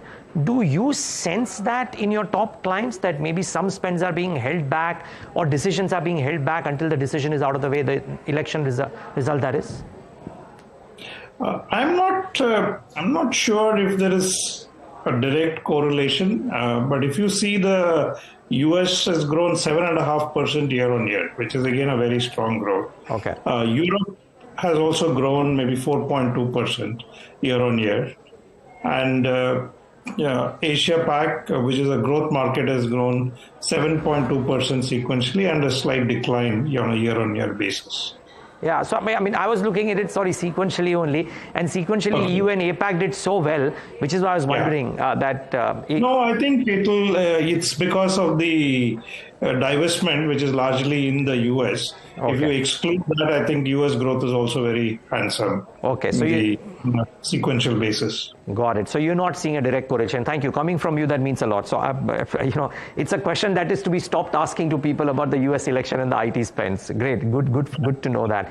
I did hear you say that cost takeout deals and discretionary spending in select pockets is showing the initial signs.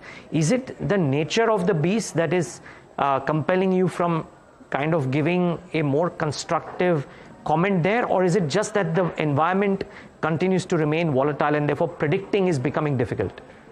Yeah, I think for example, in 2022, we were very optimistic in October, but November, December, things turned in the other direction. So I think we've seen a lot of volatility in how this has played out over the last maybe 8 quarters. So to that extent, we recognize that we are in a difficult geopolitical situation, macro environment, and all of that impacts our clients in some way or other. So to that extent, we are being cautious. Yeah, but the deal wins TCV, CVK, and at point I was reading this out of a brokerage note which has done the past analysis as well. At 0.65 book to bill, they are saying it is in line with past trends, and they are taking heart from that. Are you also kind of okay with these numbers in the current environment? No, I did call out in one of the interviews that we would ideally like to do a little bit more booking to help with the strong growth in the subsequent quarters. But we are very close to that number. So we did 2.2 billion. So a little bit more will be better. But I think we have a plan of enhancing the sales presence in certain verticals, some more clients. All of that should lead to better booking. And our pipeline is at a near all-time high. That should also help us get better booking in the subsequent quarters. And the book-to-bill comparison may not be accurate because we don't include the renewals in our booking. We only have new business, both from existing customers and new customers. So the book-to-bill ratio may not be a right way of looking at this. Okay, thanks for correcting me on that as well. Now, one point though, I believe in the commentary yesterday, you probably mentioned that the automobile ER&D spends are not quite as strong. Maybe I don't know the exact numbers, but not verbatim, but something like that. And it showed in the way the guidance came in from the 2 European majors as well. How sketchy is this piece, CVK? I think there are certain clients who are going through significant challenges, so they're probably canceling some programs, but also embarking on significant cost optimization type of scenarios. So I think that does have an impact. At least a couple of clients in Western Europe, we see this challenge. Okay, but sorry, the only reason why I'm kind of interested in just probing this a bit more, because all the companies which are so focused on auto ER&D have told us all through the years that when companies are embarking upon the tech enablement programs, they are multi-year programs, and if anything, it could be 1 or 2 quarters of a delay, but it will not be a cut back in spend. What is your view here on this? See, I mean, I don't want to comment on any specific companies because everybody has certain areas that they play in, and they would be the best to comment on it. Agreed. But my comment is more at a very high level of what some of the top automotive companies are talking to us about. I think there is stress, and then that will mean that some of the existing projects would be slowed down or completely stopped. And there will also be an equal emphasis to look at how to optimize cost, which could also throw up new opportunities for us. Got it. Okay. Yeah, fair. I was not asking you to comment on others, but I just wanted your view on this piece because you are also such a large segment for you as well, so to say. Just a couple of quick comments, CVK, before we wrap up. One is on EBIT margins. Very strong number. Despite wage hikes, you are confident of 18-19%. Is this cost efficiencies or are there other things at play? Yeah, I think we have a program called Project Ascent, which is focused on extracting more efficiencies using technology like automation, Gen AI, but also reskilling our people so that our utilization can go up. So that's why you see that even though the headcount is moderated, we still grown because some efficiencies have been extracted and they have been redeployed. This has been happening since May of this year. So I think we are quite confident of the 18 to 19% guidance. That's what we guided last year. We delivered 18.2, and the first half we've done in line with our expectations. And second half, usually Q3 is a seasonally strong quarter for the software business, so that will also help in the margin trajectory. Noted well. One last question, CBK. Where is the, the whole commentary about 3 quarters ago was how AI will disrupt. Suddenly the whole disruption of AI for Indian IT is not even being featured in commentary thus far. Indian IT adapting well to the AI challenge / opportunity?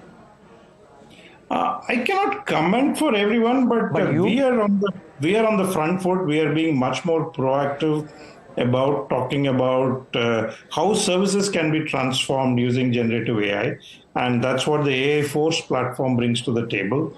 A lot of customers have looked at the platform and they feel quite excited about the practical approach that we've taken to deliver some very good benefits in the entire life cycle in the IT operations and the software development life cycle. So I think that adoption is picking up. We've already deployed it, at least some part of AI Force in 25 customers. So we are not shying away that there is going to be efficiency and what would happen to our revenue and things like that. We are being proactive because I think by being proactive, customers will see greater value with what we can do. And of course, it will be a good foundation to increase the wallet share in some of the large clients. That's HCL Technologies for you, and pull up the stock. It didn't have the best of starts. I mean, it started off okay, nothing too great, even currently just about 0.25%. But if you pull up the 1 month piece for HCL, 1 month chart for HCLTech, and that shows that relative to a TCS, for example, slightly better performance, 2.73 or nearly 3% compared to the 1 month for a TCS. And that stock has been drafting lower. So in some sense, a better performance thus far by HCLTech and the Infis versus the TCSs of the world. So that's the long and short of HCL Technologies. Cautiously optimistic. Okay, let's talk about the iron ore market, because China has been the talk of town, really, right? And the disruptions primarily driven by China's weakening steel market, stimulus package announced, align with expectations of strengthening the prosperity of the market, but there are issues there. So Amitabh Mukherjee, Chairman and MD of NMDC, is speaking to us on the same. Mr. Mukherjee, good having you. Thanks so much for joining in. In fact, the question really that comes in for Amitabh Mukherjee is really this, that when he spoke to me earlier in the day or earlier in the week, what is it that he believes will happen to these things going ahead? Let's listen to that. I think the stimulus that the Chinese government has actually injected into the economy is at least will give long-term relief to the rather unpredictable market that had become, and mostly it was sliding down, both in terms of steel and consequently in terms of iron ore prices. So I think now the effect has been seen a little bit in terms of iron ore prices moving up north slightly, and we hope that it will be more stable in the days to come. But so far as iron ore is concerned, we must remember that the game changer in China has been the centralized procurement mechanism that they have for the long-term agreements. The spot and the port sales are still continuing in the as it were. But in terms of the centralized procurement for the long term, I think that would have had an effect previously on the international markets. But India generally is insulated from the international market prices, unless, of course, the international market prices come down very, very substantially to the level of around $65. Indian market remains insulated as Indian ore is available at a much more discounted price as compared to the international market, which has always been the case. Okay. So what is it that you would watch out for? What is it that people who are watching out for or watchers should think of when it comes to this? Because the Chinese moves seem fairly unpredictable, at least to us sitting out here in the studios on this side of the fence. When you look at this, how do you think of what could happen to business in the next 6 to 9 to 12 odd months? Well, I'm no China expert, but the fact is that whatever they do affect our business, especially in steel and iron ore, especially when there is a problem. When the market goes good, then it's fine. But in a problem era, of course, the prices, especially they are decreasing a lot. I think that decrease has been arrested, as it can be seen even in Indian steel prices going up across the board, except for HRC, where there is still a problem huge problem of imports, which keeps the prices down, and also the international market being flooded by the Chinese product. So, except for the HRC, I think the market has more or less stabilized. Last 2 weeks, we have seen pellets prices going up, the intermediate prices like blooms and others going up, the long products going up. But there has been hardly any movement on the flat products. Given that, we have been able to take a price increase about 7-8 days back, which is about 8-10 days back. So that has been the early, what I can say, I hope it is the light at the end of the tunnel, so as to say. Okay. So would you reckon that there is a higher probability of stability and maybe a slightly more better predictability or range-bound move as opposed to fairly choppy moves in steel and iron ore because of what you just said? Yeah, for iron ore, yes, I think you are right. I would presume that the worst is over. With the Chinese stimulus, I think they will have a better domestic market. A better domestic market means more demand for iron ore internationally, and of course that will give a stability to the international market and consequently to the Indian market. Although I would again say that the international market and the domestic market they are fairly insulated from each other, especially when. Yeah, but okay, I buy your point. I know I can't talk too many numbers with you, Mr. Mukherjee, so we'll probably talk about those once the quarterly numbers are out. But I will take the opportunity to ask you a few things around your capex as well, because it's a large one that has been announced. When does this? How does this get funded? What does NMDC post capex look like versus what it is looking right now? Yeah, this year our capex guidance is 2,200 crores. So that we will easily achieve. We have already achieved around 700 crores in the H1, and H2 I think will be easily achieving the next. Apart from that, we have spent around 1,500 crores in acquisition of a very strategic piece of land in Vizag, where we expect to terminate our slurry pipeline and build a pellet plant and also have a major blending yard there. So these are the two major highlights of capex. I think we should end up at around 4,000 mark for this year, 4,000 crores of capex and by the end of this year, including the acquisition of the land.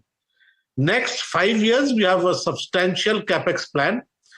We plan to spend around 70,000 crores, 70 to 75,000 crores to take our capacity to about 100 million ton by the end of the decade, and which will require a substantial investment in terms of marketing infrastructure as well and dispatch infrastructure as well. So we are planning it. We have catalogued the various investment that is required. These are at various stages of approval. Some have been approved, some are going to be approved, and some are, for some, the DPR, etc., are being prepared and will be taken to the board for approval. But going forward, we have huge capex plan, and that is essentially required to more than double our capacities by the end of the decade to about 100 million ton. Okay, so you double capacities over the course of the next 6 years. This whole capex, Mr. Mukherjee, funded via internal accruals and cash flows, or would you need to raise any equity capital? I don't think we would require to raise an equity capital. Our internal accruals should be adequate. Right now, we have a cash balance of around, I think, 13,000-14,000 crores, which going as we go on increasing our production also, we expect our internal accruals to increase.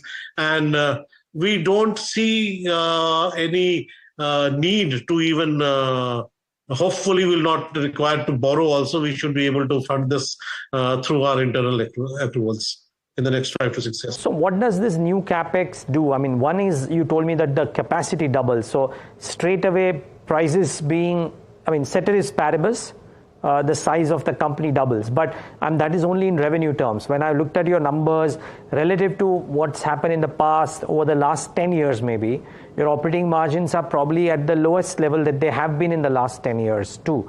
And correct me if I'm wrong here, but at least my numbers show me that. So my question to you is, as you are trying to do a slew of things here in terms of expanding capacity, improving efficiencies, etc., can these operational metrics also improve with new capacities coming on stream? Oh yes, we'll get huge efficiencies of scale. Just to get the things in right perspective, of course, if you see last decade's figures, our EBITDA has come down from the earlier 80% to around 40%. But this is mostly due to taxes and not due to efficiency factors. You see the taxes which were earlier on specific basis, now the royalty is around 20% and we still have to pay 22.5% of additional royalty. So 43 to 44% goes straight away in taxes and duties straight away. So that is the reason where the EBITDA margins have fallen, and it has now stabilized at around 38 to 41%, which I believe is a very, very healthy EBITDA even with these taxes. If you see our efficiency parameters, whether it is output per shift of manpower or whatever, in any parameters, if you see, our efficiencies have grown up hugely. Last 5 years, our manpower have declined, but our production have gone up by 20%. So all operating parameters, we've been doing excellent. And that is why I believe that when we double our capacities, our profitability will increase by equally, by at least 2x, if not more. Remember, this industry, the mining industry, is essentially a fixed cost industry. So once you recover your fixed cost, most of your revenue after paying off taxes, well, they may be as high as 45 to 50%. But after paying your taxes, account for your margins. So once we are increasing our capacity by almost doubling it, I think our profitability will be more than 2x. That's the sort of maths that can be easily verified. Yeah, great to know. When do you expect the slurry pipeline, new processing plants to be commissioned? Part one of my question is that. And just for FY25, what are the capacity and the production targets, Mr. Mukherjee? Yeah, I'll take the major projects first. As you said, by slurry pipeline, we are trying and we're targeting to complete it by December next year, 25. December 25, we should be able to complete that. And it has, as you know, 3 major projects. One is the pellet plant at the tail end, the slurry pipeline itself, about 131 kilometers, and the beneficiation plant at the head end. So all these 3 should be completed together, some a little earlier, but I think the latest completion, what we are targeting is at December 25. Similarly, the screening plant of Kirandul, which is a 12 million ton screening plant, we plan to complete that by January or March 26. So these are the two major projects that we would be completing in the next year or year and a half. That's the first part of the question. The second part of the question, you said about guidance about what sort of volumes we are having at for FY25. We are hoping that we'll be touching around 50 million ton, give or take a couple of million ton this side or that. But 50 million ton is what we are working towards. And we hope that we should be able to achieve it this year. Which is good to know. And, I really hope that all of what you said turns out to be even better, because it'll be great to see, for example, because of the taxes, the PAT number looks caught in this range of 6,000 odd crore. It'll be great to see that break out as well. So I wish you all the best for that, Mr. Mukherjee. One final question, if you will, because I know I can't ask you specific numbers, but the mineral tax announcement, is that a dampener, or does it remain to be seen? How do you read into it? So far as my particular company or my company is concerned, NMDC is concerned, we do not have a major impact of that. Two reasons. One is our prices are very clear. It is exclusive of taxes and duties, and whatever is inclusive as on that day. So ours is mostly recoverable from our customers. The second advantage is that our 80% sale is to 3 or 4 major customers, which were existing then and which will be, which are already with us today and which will be there with us tomorrow. So I don't think that in terms of a major setback that would be this company will be faced with. I don't think so that's going to happen. Because most of it is recoverable, and because even if it is to be paid, it is to be paid in 12 installment. I don't think it is recovery would be a major issue. Of course, as a input cost to the customers, it goes up by the amount of taxes and duties that is there. In Karnataka, of course, substantial amount has already been paid earlier during the regime of the monitoring committee. So to that extent, even our customers are insulated to that extent of the payment that has already been made for the last, in the intervening 5 or 6 years. So as far as our company is concerned, we do not have much of a risk exposure so far as this retrospective taxation is concerned.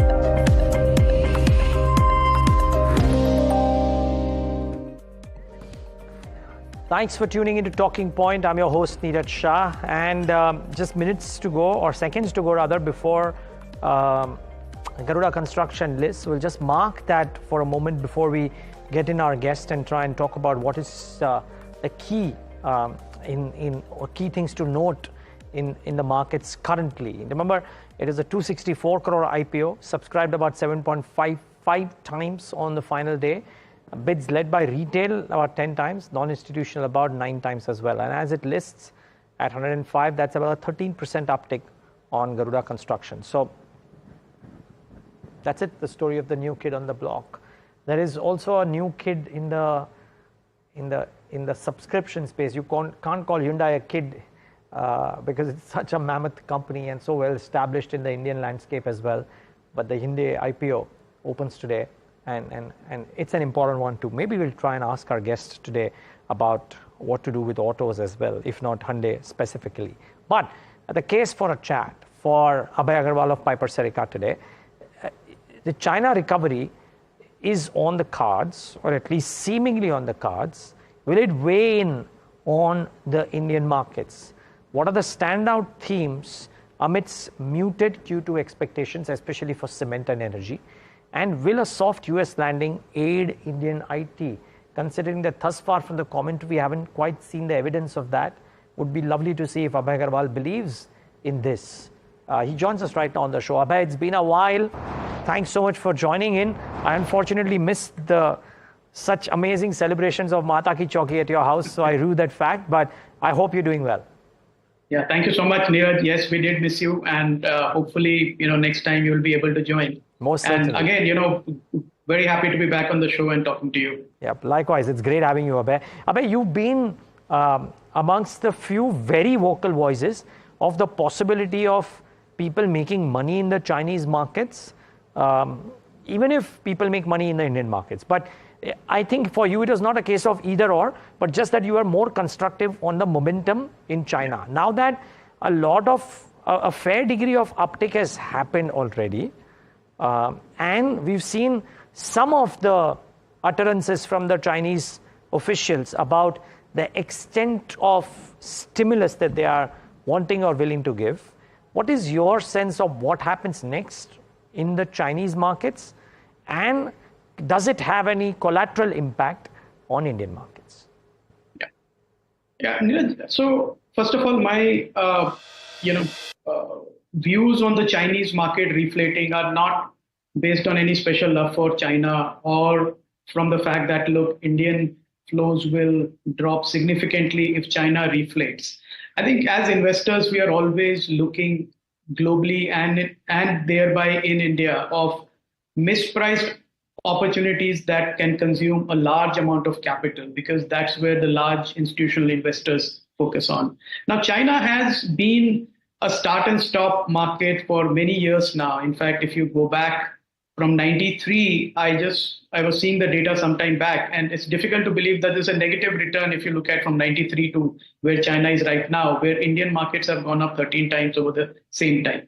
But, that's a long period to consider. If you look at from a short-term basis, Chinese economy has seen a very sharp cyclical slowdown, especially post-COVID. I think if any economy got hit by COVID, it was the Chinese economy, and their internal consumption fell off the cliff. And we saw that in real estate, in autos, general slowdown. And as a result, what happened was that the large Chinese manufacturers who are, the biggest suppliers of commodities like non-ferrous metals, chemicals, agrochemicals, electronic items, semiconductors, rare earth minerals for EV batteries, they all were forced to dump in the market, in the global markets, and that had impact on pricing. There was a severe pricing damage across the board.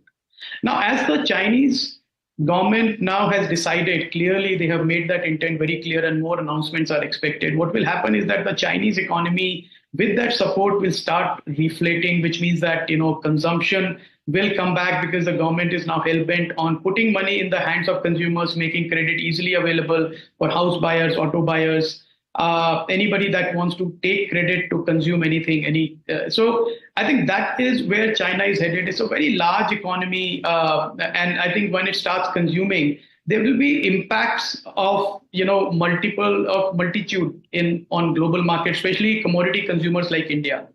One is that there could potentially be a rise in commodity prices, especially non-ferrous metals and chemicals and agrochemicals, which will be good for Indian producers. But Indian consumers like auto, capital goods, and infrastructure companies may suffer because, frankly, post-COVID, we have had a very stable input price regime. We haven't seen any price hikes in commodities, especially oil. So that is one risk I see for the Indian manufacturers who are consumers of these economy. But at the same time, exporters and players in this space that had no pricing power will benefit. So I expect benefit for companies like Hindalco, Tata Steel, JSW Steel, Vedanta. These are not buy recommendations, but since we are discussing, the impact of Chinese deflation.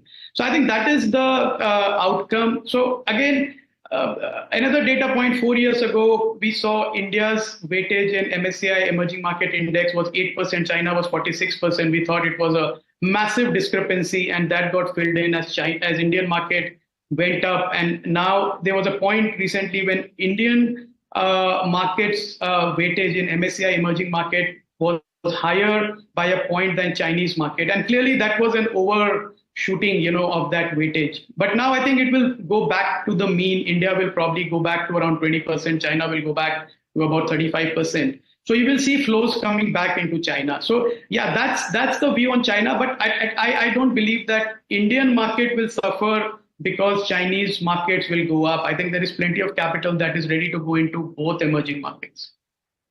Okay, so what's the view therefore on Indian markets? And it's a telling point that you made, because yesterday we were talking to one more fund manager, Abhay, who said that if Chinese markets couldn't give returns in the peak period of their global growth or GDP growth, why is it that people believe that over the long term Chinese markets could give growth? I mean, it's a debate. You can argue either ways. But I'll leave that aside. I want to use your time for telling our viewers how you think about India currently. What's your sense? The expectation is that Q2 will not be a great season. Valuations are not out of whack, but in certain pockets maybe egregious, yes. How do you view markets currently? Yeah, I think Indian market at its current market cap level of around $4 trillion is a decadal opportunity. We all believe in that, firmly believe in that look, this 4 will become 6, 6 will become 8, 8 will become 12, over the next 5, 8, 10 years. So there will be pockets of opportunities, new leadership will emerge. At the same time, valuations have always been high and have been holding back serious flows into the Indian market. What we are going to struggle with, Niraj, clearly in the short term, again, it's a 6 month to 1 year perspective, that there will be a cyclical slowdown, which is already evident in consumer-led consumption. And the reasons for that are that there has been a price inflation in consumable items that I think the inflation data is not really catching. So what we are seeing is a higher spike in food prices, in other consumable items. Secondly, the credit availability is not as easy and cheap as it was 1 year ago. And RBI has been tightening the norms, making credit flow more difficult to the unsecured retail buyers because they do not want to create a credit bubble, and rightly so. The impact of that is that there is a cyclical downturn. We are seeing that. We're seeing that in the recent festive sales. Auto inventories are at an all-time high. You're seeing real estate prices being cut a little bit to get demand going. In ply, paint, consumable items, we're seeing a demand slowdown. Now, this is not a structural shift. I think it's very good that we have a bit of a soft landing like this so that we form a solid base to take off from there. So my expectations from the broad index, Niraj, for the next 6 to 12 months are muted. But at the same time, I think astute stock picking is where money will be made. It has always been made in India by backing sectors, backing themes, backing companies slightly ahead of time, even if they are on a high growth curve and look expensive. But if you go back, we played, for instance, the whole PLI theme where Dixon has come out. Again, these are not buy recommendations, but as an example, Dixon has come out and created almost a 1 lakh crore market cap from 10,000 crore 4 or 5 years ago. So I think it has always been an expensive stock. So similar to that, there will always be themes that will be available to investors who are willing to bet on a bit of a contrary basis and make money off that. But from an index level, I think where the valuations are and where the cyclical slowdown is, it may be difficult to make money off the next 12 months. Okay, difficult to make money over the next 12 months. And still, we are in the business of at least telling people through people like you how to make money. So Abhay, I'm going to probe that point a little bit more. But before I do that, where is it that you believe the probability of losing money is higher, Abhay? Because I think a lot of people get caught in buying trending moves higher, and some of them may not be accompanied by earnings growth, but maybe peaking out as well. So where do you foresee challenges of earnings growth? Because after all, eventually, stock price moves will accompany earnings growth, right? I think one space that is a very heavy weightage in the index and therefore gets a lot of flows, but we believe is going to be challenged for growth and margins both, is the entire lending space. So large banks, small banks, PSU banks, NBFCs, both for corporate and retail. I think we are seeing three things happen there, Niraj. One is that RBI is increasing risk weightages for unsecured lending. And even for secured lending, they have increased risk weightages. So RBI is very cautious that they don't want an asset bubble to build up. Secondly, the cost of money hasn't come down. It has actually gone up. We saw EMIs for cars at about 7.5%, same time last year. It's about 8.7% now. And CIBIL score, if it is worse than 600, the cost is higher than 10.5%. So there is a demand slowdown, and credit card expenses, credit card also spends is where banks are reining in. The corporate credit also has not picked up as banks would like it to, because the private capex is pretty slow right now. So I think if you look at these, and there is a deterioration clearly in the entire microfinance book. We have seen collection efficiency fall from 98% to 96, and then 94, and then 92, and it will probably be below 90 in this earnings as we get into. So I think there are issues with the whole lending space right now. People should tone down their expectations of double-digit growth from banks, and also they will see margin compression because cost-to-income ratios are consistently going up. Deposits are not as easily available as they were. So the entire banking and financial services space is where we are quite underweight, and we expect that it will probably flatline. Again, a great long-term theory space, but something that investors should be cautious of. The second is IT services. I think that is something that you have kept for later, so we can discuss that that time. I will, but no, maybe talk. Just one cross question here. The common narrative is that, and by the way, I think PM Modi is about to start speaking, so when he does, we'll have to cut to it. But with that caveat, let me still ask you, Abhay, that the bull argument for banking lenders is that valuations haven't been as good in a really long time, and at some point of time, capex growth might help, even if companies are not resorting only to banks as the only port of call for capital requirements. How would you argue against that? No, I would actually not argue against that, because I think these are both good points, and they're absolutely right. Valuation has been, if you look at it on a historical perspective, lower than that. And there is expectation of demand pickup. But I think both these, the valuations can still go down, further from here. You're still seeing banks trade at 2.5 times book value. You're still seeing credit demand going down. And the opportunities for global investors, Niraj, are plenty. You can buy a JP Morgan, a Citibank at close to 1 time book value, 1.5 times book value. These are global leaders. Again, Chinese bank, nobody wants to touch them, trading at 0.25 times book value, still growing. So for global investors, there are other opportunities. Indian valuations have adjusted, but still not in that, absolutely attractive zone that you close your eyes and say, yes, this is what you want to buy. There is quality but the growth is tapering. So I don't think the valuations even now at the current level of growth justify themselves. I think there is room for valuations to adjust down. And at the same time, when the credit demand book picks up, when the banks go back to a 20% kind of book growth level, there will be plenty of time for investors in between to add these stocks to their portfolio. Okay, and I think that's a very important point. I mean, you don't have to rush.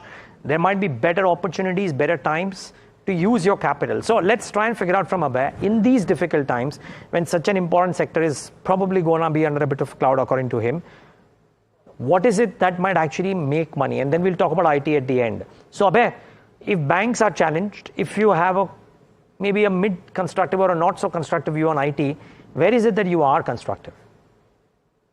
There are emerging sectors, Niraj. So I'll break it up into two parts. One is within the emerging sectors, where are we seeing opportunities? I think there are spaces like semiconductor.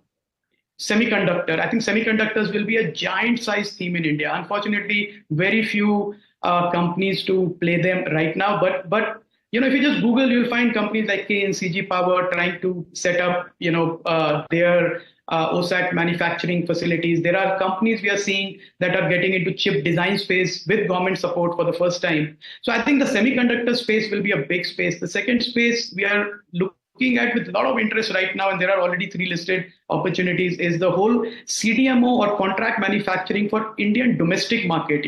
Right now what has happened is that there has been a lot of focus on companies like Divi's, rightly so, leaders in international global CDMO for global customers. But there is a big opportunity in the domestic CDMO business. Companies like Acoms or Windlass, and there are a couple of more that are manufacturing for the first time for the Indian domestic market, the formulations and generics. And there is a big push in the government. There have been announcements and discussion papers put out from the government that clearly say that the government for the first time wants to support large scale manufacturing, and with good manufacturing practices. They don't really want these small plants and to be present as the Indian domestic pharma market grows. So I think there are opportunities in that space. The third space we are so these are on the new emerging spaces, and in the traditional spaces, I think the pharma rally has been quite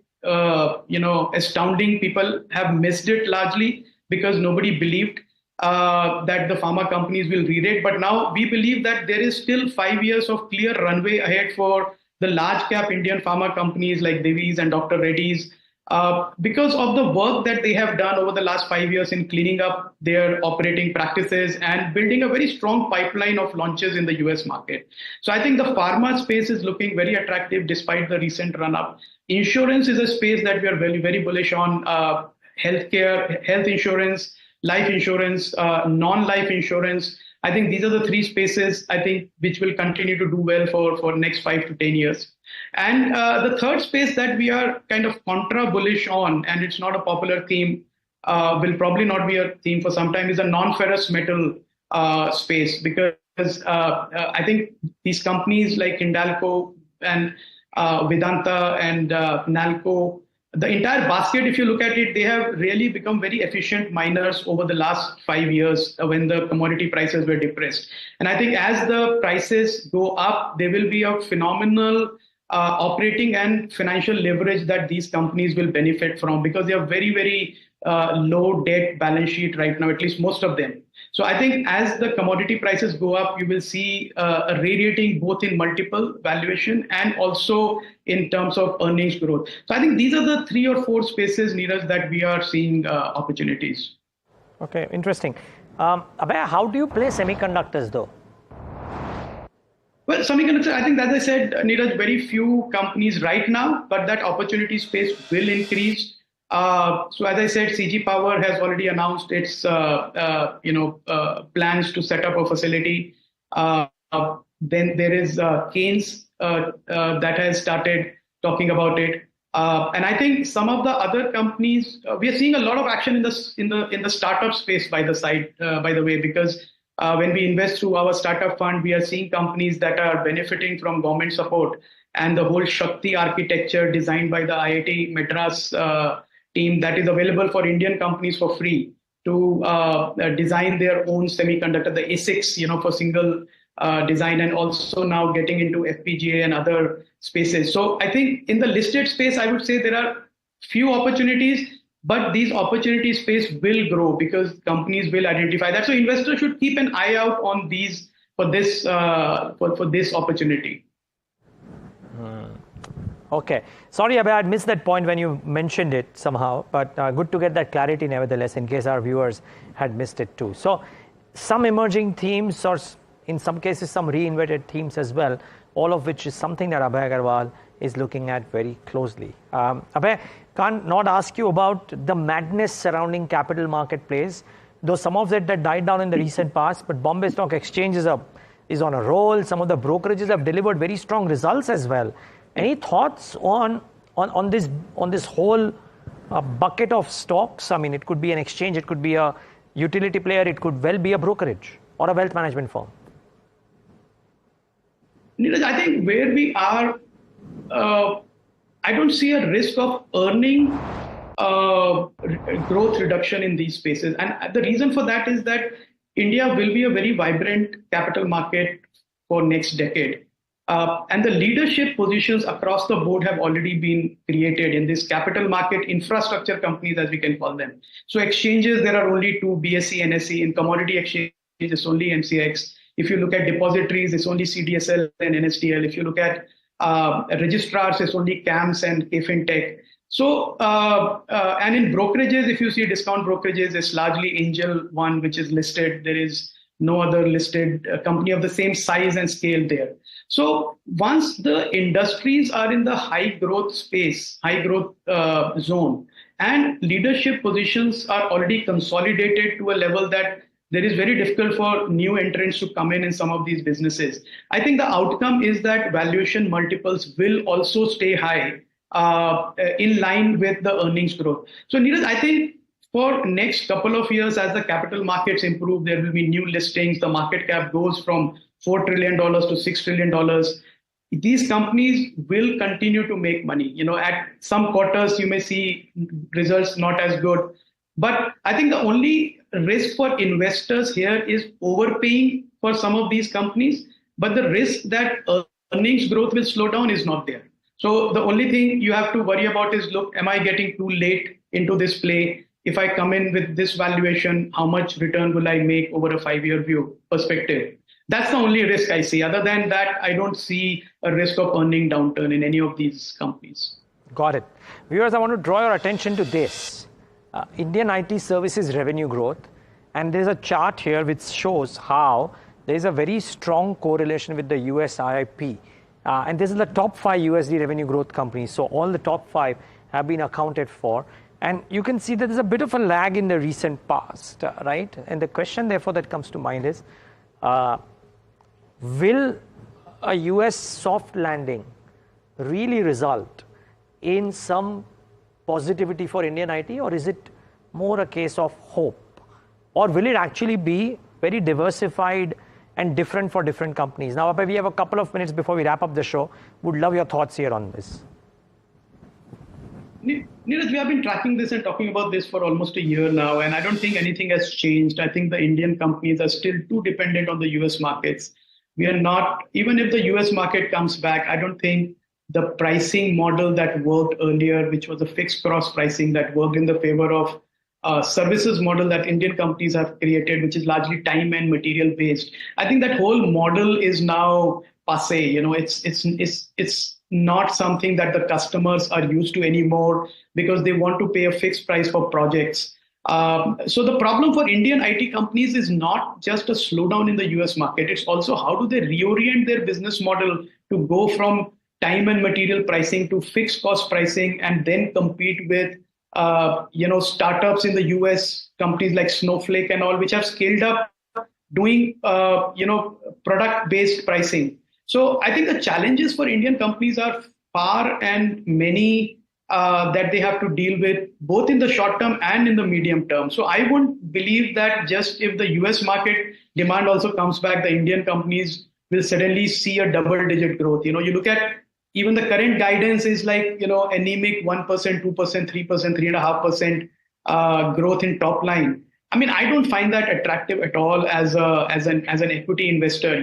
Why would I invest in a company that is generating cash flow but growing at 3% or 4% in the best case? I think for investors there are much better opportunities than that. In the large cap IT, at the same time in the small IT services companies, I'm seeing some very good innovative products and innovative approach coming up. I think those companies will probably do better than the large cap IT services companies.